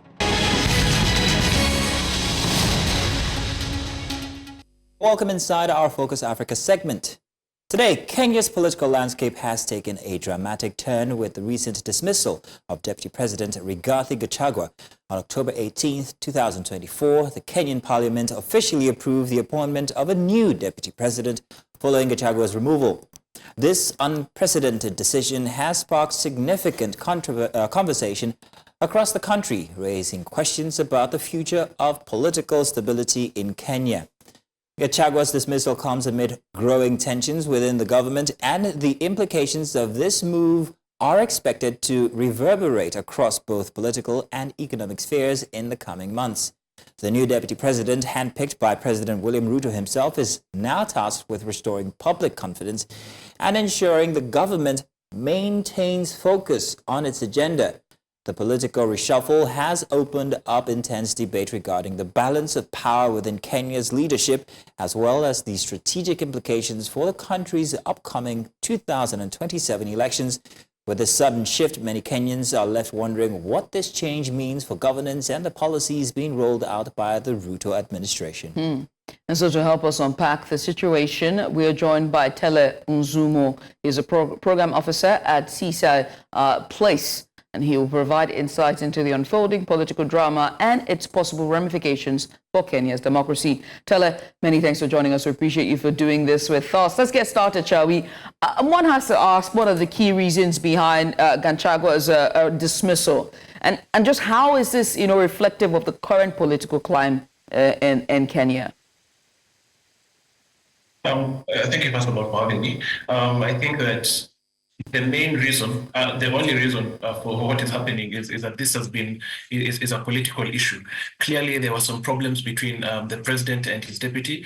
I think the president was a bit uncomfortable with the fact that Rigathi Gachagua was being a bit aggressive, trying to trying to get more power, especially to become the main politician, or what in Kenya we call the kingpin of central Kenya, or rather Mount Kenya. And I think there were a lot of people within government, and especially allied to the president, who were very uncomfortable with the moves that Gachagua was making, and they decided to get rid of him. And do you see this political reshuffle as a sign of a deeper tensions within President Ruto's administration? I mean, one has to ask, if he's having issues with his former deputy, what was going on inside the administration? One of the things that we've seen is that there have been a lot of realignment, especially since the finance bill protests. We actually saw some members of the opposition joining government. We're seeing William Ruto and the person who he was contesting against, Raila Odinga, working closer and closer together. I think the president is trying to realign his government to ensure that the people who he is working with are the people that are closer to him. I think we may see in the coming days maybe a possible government reshuffle where where especially PSs who are aligned to Rigathi Gachagua may be shown the door. So the president, I think, is just trying to realign his government. Clearly, a lot of things have changed since the last election. As I said, working with the opposition, and I think we're going now to see, a new look, somewhat of a new look government. President Ruto has had quite the year for 2024. The protests, for one, was a very big deal. The doctors, the youth also rising up and making clear they're decent. So it's been a very tough year. However, that also affects his the public confidence that people have in the presidency. So leading up to 2027 elections, what are the implications of this reshuffle in his administration? What will the implications be during the elections? Yeah, I think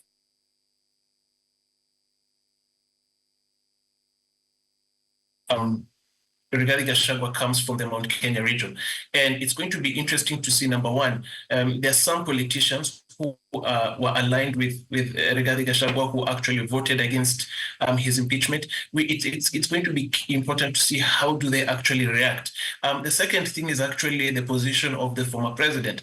The former president is still quite very popular in this country, rather in central Kenya. So it will be very interesting to see what position does he take. Do they align with Rigathi Gachagua? The two have had a lot of issues, especially in the lead up to the last election. But it will be interesting to see how does Mount Kenya region react. But another interesting factor is that the relationship between William Ruto and Raila Odinga, is this going to be a relationship that will lead to the next election? Because if William Ruto has Raila Odinga and has the votes that come from Raila Odinga, especially the votes from Western region, he may not necessarily need the entire Mount Kenya votes. So if he manages to get that and split the Mount Kenya vote, he may still have a good chance of winning the elections. And unfortunately, our politics is still very, very tribal. And whereas we're starting to see, at least with the younger people, some of that changing, I think if he manages to play his cards well, in as far as getting the tribal dynamics right, I think he will still stand a good chance of retaining the presidency next time around. Okay. Well, Tella, in Nigeria here, if there's such an instance that involves dismissal, replacement, or removal, you're sure that somebody's definitely going to the courts, not just the courts, but then the Supreme Court and on like that. We have a very heavy influence of the judiciary inside of our politics here in Nigeria. In Kenya, with this dismissal and replacement, is there any such legal, perhaps maybe recourse that the opponents might be taking? Do you think this might happen in this instance? It's actually already happened. Professor Kindiki was initially meant to be sworn in yesterday, but the courts actually postponed or stopped the swearing in until cases against the petition were heard. Rigathi Gachagua and other people have already moved to court. The cases, I think, are supposed to be heard from Tuesday moving forward. It's actually an interesting case because this is the first time a deputy president has been impeached in this country. So there's no precedent for me to be able to look at and say this is what will happen. But the courts are actually going to have their say on this matter. I know there are challenges. They have gone to challenge, number one, the public participation process. The lawyers of Rigathi Gachagua saying public participation was not carried out properly.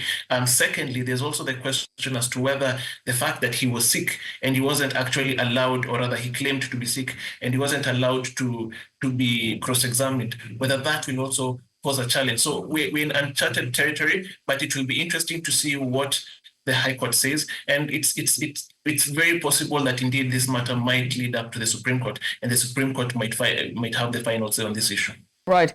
I mean, one has to ask at this point about his replacement, Kindiki, hopefully I got that correctly. Tell us more about him and also, the people's perception of the new deputy. Yeah, so Professor Kindiki is a person who's been in politics now for the last 10 years. He served as a senator. He has a personal relationship with William Ruto. As a lawyer, he actually represented William Ruto at the International Criminal Court when he had his cases at the ICC. So he has had a relationship with him. In the lead up to the last election, Kindiki was actually one of the two people, together with Rigathi Gachagua, who was being considered for the position of deputy president. In fact, from the stories that came out, it's that members of parliament at that time preferred Kithure Kindiki to replace Gachagua. I think when you want to look at his appointment, there are two ways to look at it. Number one is the political side of things. I think a lot of people view him as being a safer option. He's never really been a safe option. Of course, all politicians are ambitious, but he is seen to not ruffle a lot of feathers. He gets along with quite a lot of people, with quite a lot of people. So, his appointment is seen to be, this is the right person to deputize the president and not challenge the president in any way. But when you talk about people's perception, I think there are worries about Kindiki because he still is the cabinet secretary of Interior, and his role during the finance protests. You remember, we had a lot of people who lost their lives because they were gunned down by police. There were a lot of cases of, kidnappings and abductions in this country, and so his role as the person in charge of the security apparatuses here in Kenya, I think, has caused a lot of people a lot of worry. The fact that he played such an aggressive role during those protests, has a lot of people concerned and thinking that he's not fit to actually hold this position. And lastly, before we let you go, just to look at this removal of Gachagua and just basically Kenya's political narrative in terms of power struggle and its democracy. Does this affirm Kenya's democracy? Does it solidify it, or do we see a different chapter in the Kenya's political narrative? In my opinion, this process has actually been a bit worrying because it shows you that the president is really, really, the arms of government that are supposed to be independent are not independent, and that we have an extremely powerful president. One of the things about the 2010 constitution was that it wanted to remove what we used to call the imperial presidency. But that seems to have crept in, where the president tells the National Assembly what to do, tells the Senate what to do, and they do not, and they cannot say anything. There was actually an interesting there were a lot of concerns as to how agencies such as the IEBC, such as the Directorate of Criminal Investigation, such as the how independent institutions were able to clear Gachagua in such a quick manner just because there was pressure from government. So it is really worrying for the state of democracy in this country, the fact that we have such a powerful president who is controlling independent bodies and independent arms of government. So my opinion is that this is a very worrying state for us as a country. Well, Tele, thank you so much. We appreciate you for coming on. Thank you for having me as usual. Tele Nzumo there from Kenya, giving us a bit of a breakdown there for the new deputy as he replaces Gachagua. That's Rigathi Gachagua, the deputy president, former deputy president of Kenya. We're going to a short break and we come back. There's more on Breakfast Extra. Stay here.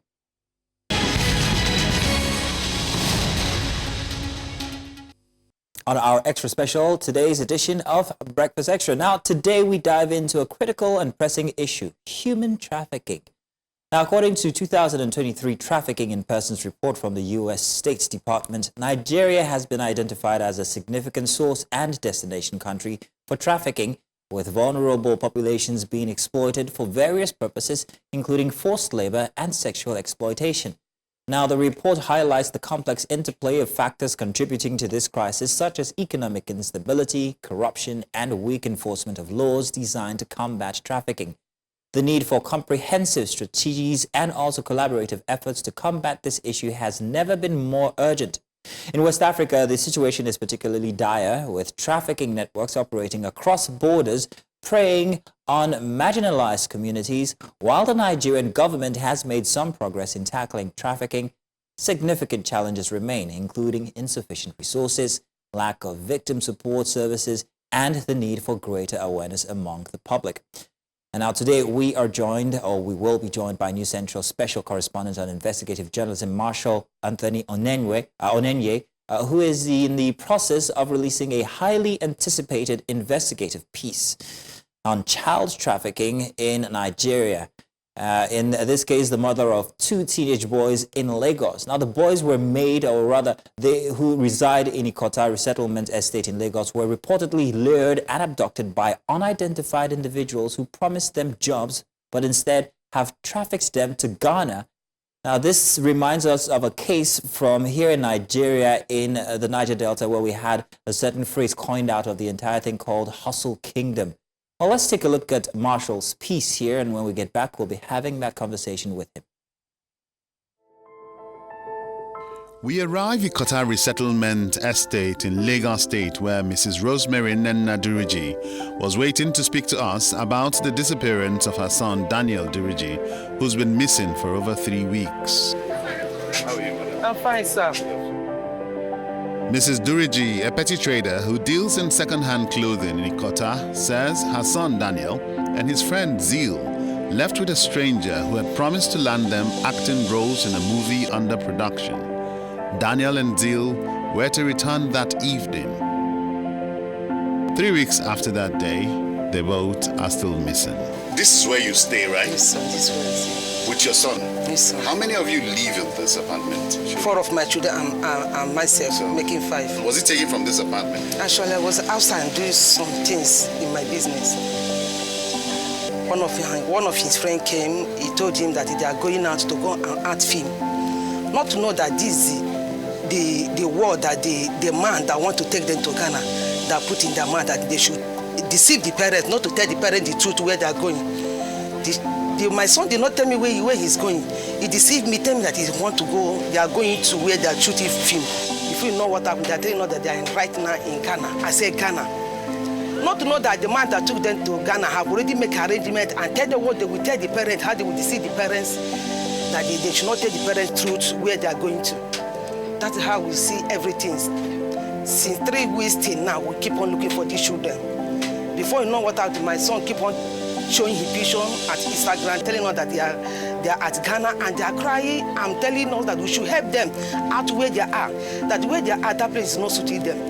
They are not feeling comfortable. And these people keep on maltreating them. The one that makes us angry is that they keep on beating them. My children is crying to the extent that they kick my son and my son fainted. And on the ground, on the floor where he fainted, they keep on beating him. Beating him. In fact, I don't know what I will do. I don't know what to say. Daniel's elder sister, Miracle, says she misses her brother and wishes he is found and returned in one piece. The day they got missing, that night, we could call them on normal call. But the next day in the morning, normal call wasn't going again. It was just... And they've been sending you messages? Yes, first message is when he started communicating with me directly. He said, Miracle, can I help us? So we go die here. That they were beating them back to back. They even beat him up till he fainted. No, they don't give them food that satisfies them. I decided to pay a visit to Mrs. Camelia Ulumma Ndoaguibe, Zill's mother, to find out her own story. Her son and your son are missing. Yes. So how did it happen? What happened? Okay, on that fateful day, that was 2 weeks ago. Tomorrow, Friday, make it 3 weeks. Then I was, by this, let's say around after 10, he was telling mommy that they said he has a job. 10 o'clock in the night? In the morning, 10 a.m. In the morning, that the agent said they should come around 12. I said, okay, we're getting a job. He said at Lekki Plaza or Lekki Pizza. I said, okay. Before you go to that place, I want to give me the number of the agent. Have you paid the agent? He said, yes, I've paid 3,000 naira. I said, okay. Now, give me, yes, I don't have phone. Give me the agent's number, give me the agent's phone, and write the place you are going to so that I will know in case anything happens. So this is how we are start running up and down. Since that very day till now. Having reported the case of their missing children at the Alagbon police station in Lagos State, these 2 women continue to plead to the authorities to do all they can and ensure the safe return of Daniel and Zeal who are both believed to be held against their will somewhere in Ghana by some individuals whose motives are still unclear. All I need from the government that they should help me and rescue my son out. Help me, I'm a widow. It's only him I have as a son. They should please help us. Nobody is balanced. Everybody is thinking here and there. We were supposed to go to school, but the whole situation is just turning everybody around. Recently, there have been reports of increasing cases of abduction within these areas by individuals who pose as recruitment agents with promises of lucrative jobs, only to have their unsuspecting victims sold into some kind of modern-day slavery, where they are subjected to all kinds of inhuman treatment while serving their masters or madams, mostly in neighboring West African countries. These victims sometimes end up in forced prostitution, harsh domestic labor, and fraud. In rare cases, some of these victims make it back home, sometimes through government interventions, and sometimes they are never seen again by their families. For News Central, Marshal Anthony Onoye. And joining us now to discuss this further and his findings and what exactly started this, what exactly prompted this investigation. We have with us our correspondent joining us live now via video chat. It's none other than Marshal Anthony Onoye. Marshal, many thanks for joining us. We appreciate you for doing this with us. Good morning to you. Very heartfelt piece, I would say. But let me start by asking, what inspired, in you going on this journey and just starting to take this piece and talking to the mothers. Good morning. Well, if you ask what inspired it, it will be the hunger and needs to solve certain crime. Well, we got this call from these troubled parents. They called out to say they were in search of their children, and that was what prompted us to move into action to investigate the whereabouts of these children. And so we got down to Ikota and met with these parents, and we started asking the right questions as to how did this happen. And then we found out that these guys, they had this set of people who would come around every once in a while to pose as agents, recruitment agents, and they'd offer juicy and lucrative jobs to certain unsuspecting youths within that community, and then pick them up before you know what's happening. They go beyond the borders into neighboring African countries. We had one instance from Delta State a couple of weeks ago where young boys were trafficked from across the country to Delta State and made to perhaps maybe endeavor in some kind of clandestine online, I'm not exactly sure what it is. Now, in this case, what could these boys have been trafficked for? What kind of labor could it be? Do you have any idea? Well, information trickling in has it that these guys could be made to get involved in some fraudulent activities, online fraud, in our local parlance, mostly popularly known as Yahoo. So they get them to certain locations and then conscript them into carrying out some fraudulent activities online, thereby they themselves, the perpetrators, evading or keeping their identity secret, and then they don't get identified or they don't get traced. So these victims whom they conscript, so to speak, would now be the focus of investigation. Peradventure, the identities are leaked online, so they get into all kinds of online fraud. And has the attention of NATIP been brought to the situation? If it has been, what has been done to the regard of people being trafficked across the border here within the West African confines? Well, the police are already investigating this particular case and several other cases too. We hear that some people have been arrested. Investigations are ongoing, but we also do know that NATIP and sometimes NITCOM get involved in these kind of cases. On this particular case, no, NATIP hasn't been informed yet, but you can be rest assured that NATIP has got a lot of these kind of cases in their kitty. And also we hear that Interpol is also being contacted on this particular case.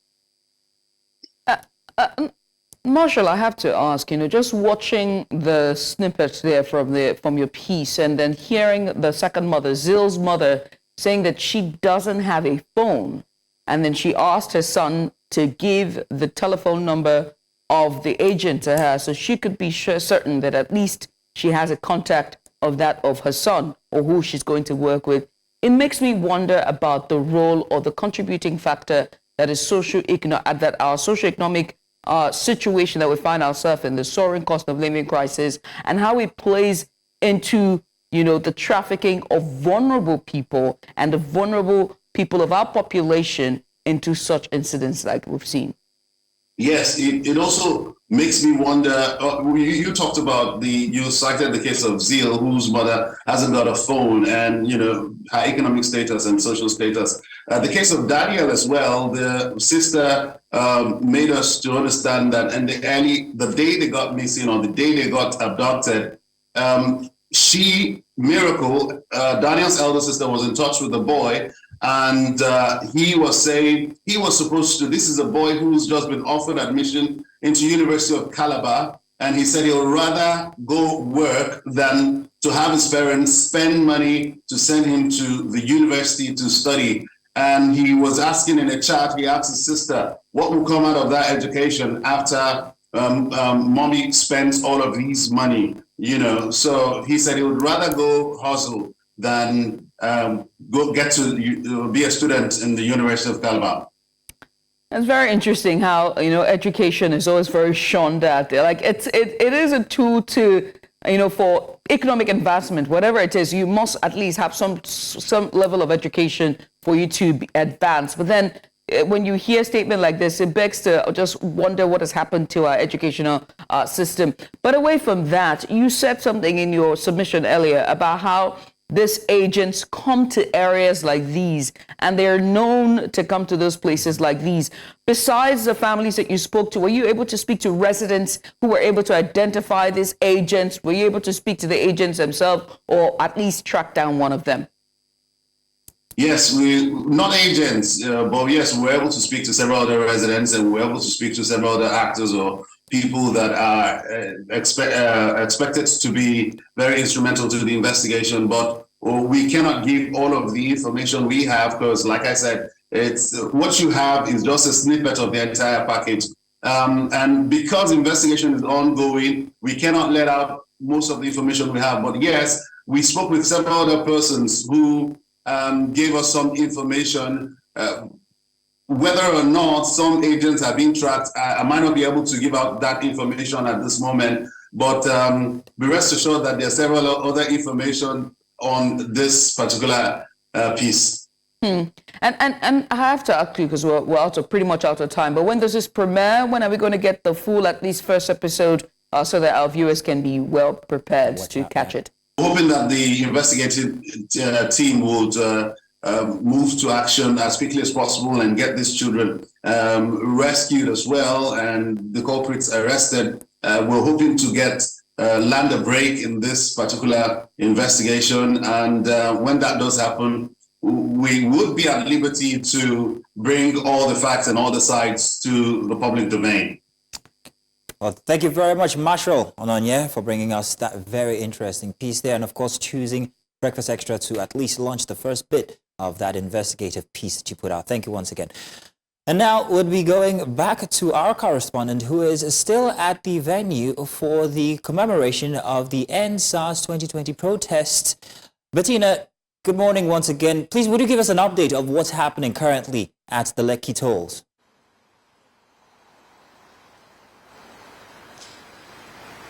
Well, Mazino, currently the protesters who eventually made it to the toll gate have all been arrested. Now, I have information that Soweto, who is one of the leaders of the protest for the past couple of months, was also arrested and taken away. Now, The information I have in the Black Maria that took the protesters, there was 18 individuals there, 17 males and 1 female. There was also another white coaster bus that the protesters used to get here, which we also understand that also conveyed some protesters who were arrested. So the total number is not sure yet, but I can guarantee you that in the Black Maria there were 18 people, 17 males and 1 female. The female kept shouting from inside the vehicle that a gun was used to hit her and she has an injury on her leg. But right now the Nigerian police has advised that the media disperses from here. According to them, if we do not leave here now, they cannot guarantee our safety. Those were the words of the Nigerian police. So we are set to leave this place now since no other protester is going to be coming here, as they have all been arrested and taken to the station. Now, just before you leave, we were wondering what exactly the process was supposed to be for today, why the protesters were gathering, what were they intending to do, where were they intending to go, what actions were they intending to take?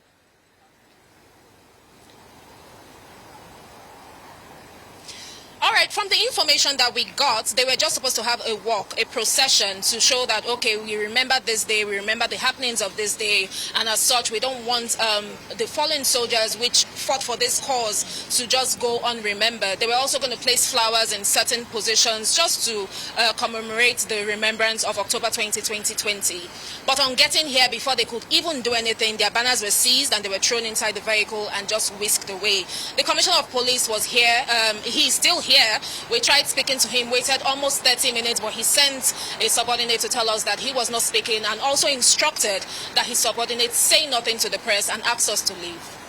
It's always very interesting when you hear statements like, you have to leave this place at this juncture and we cannot guarantee your safety.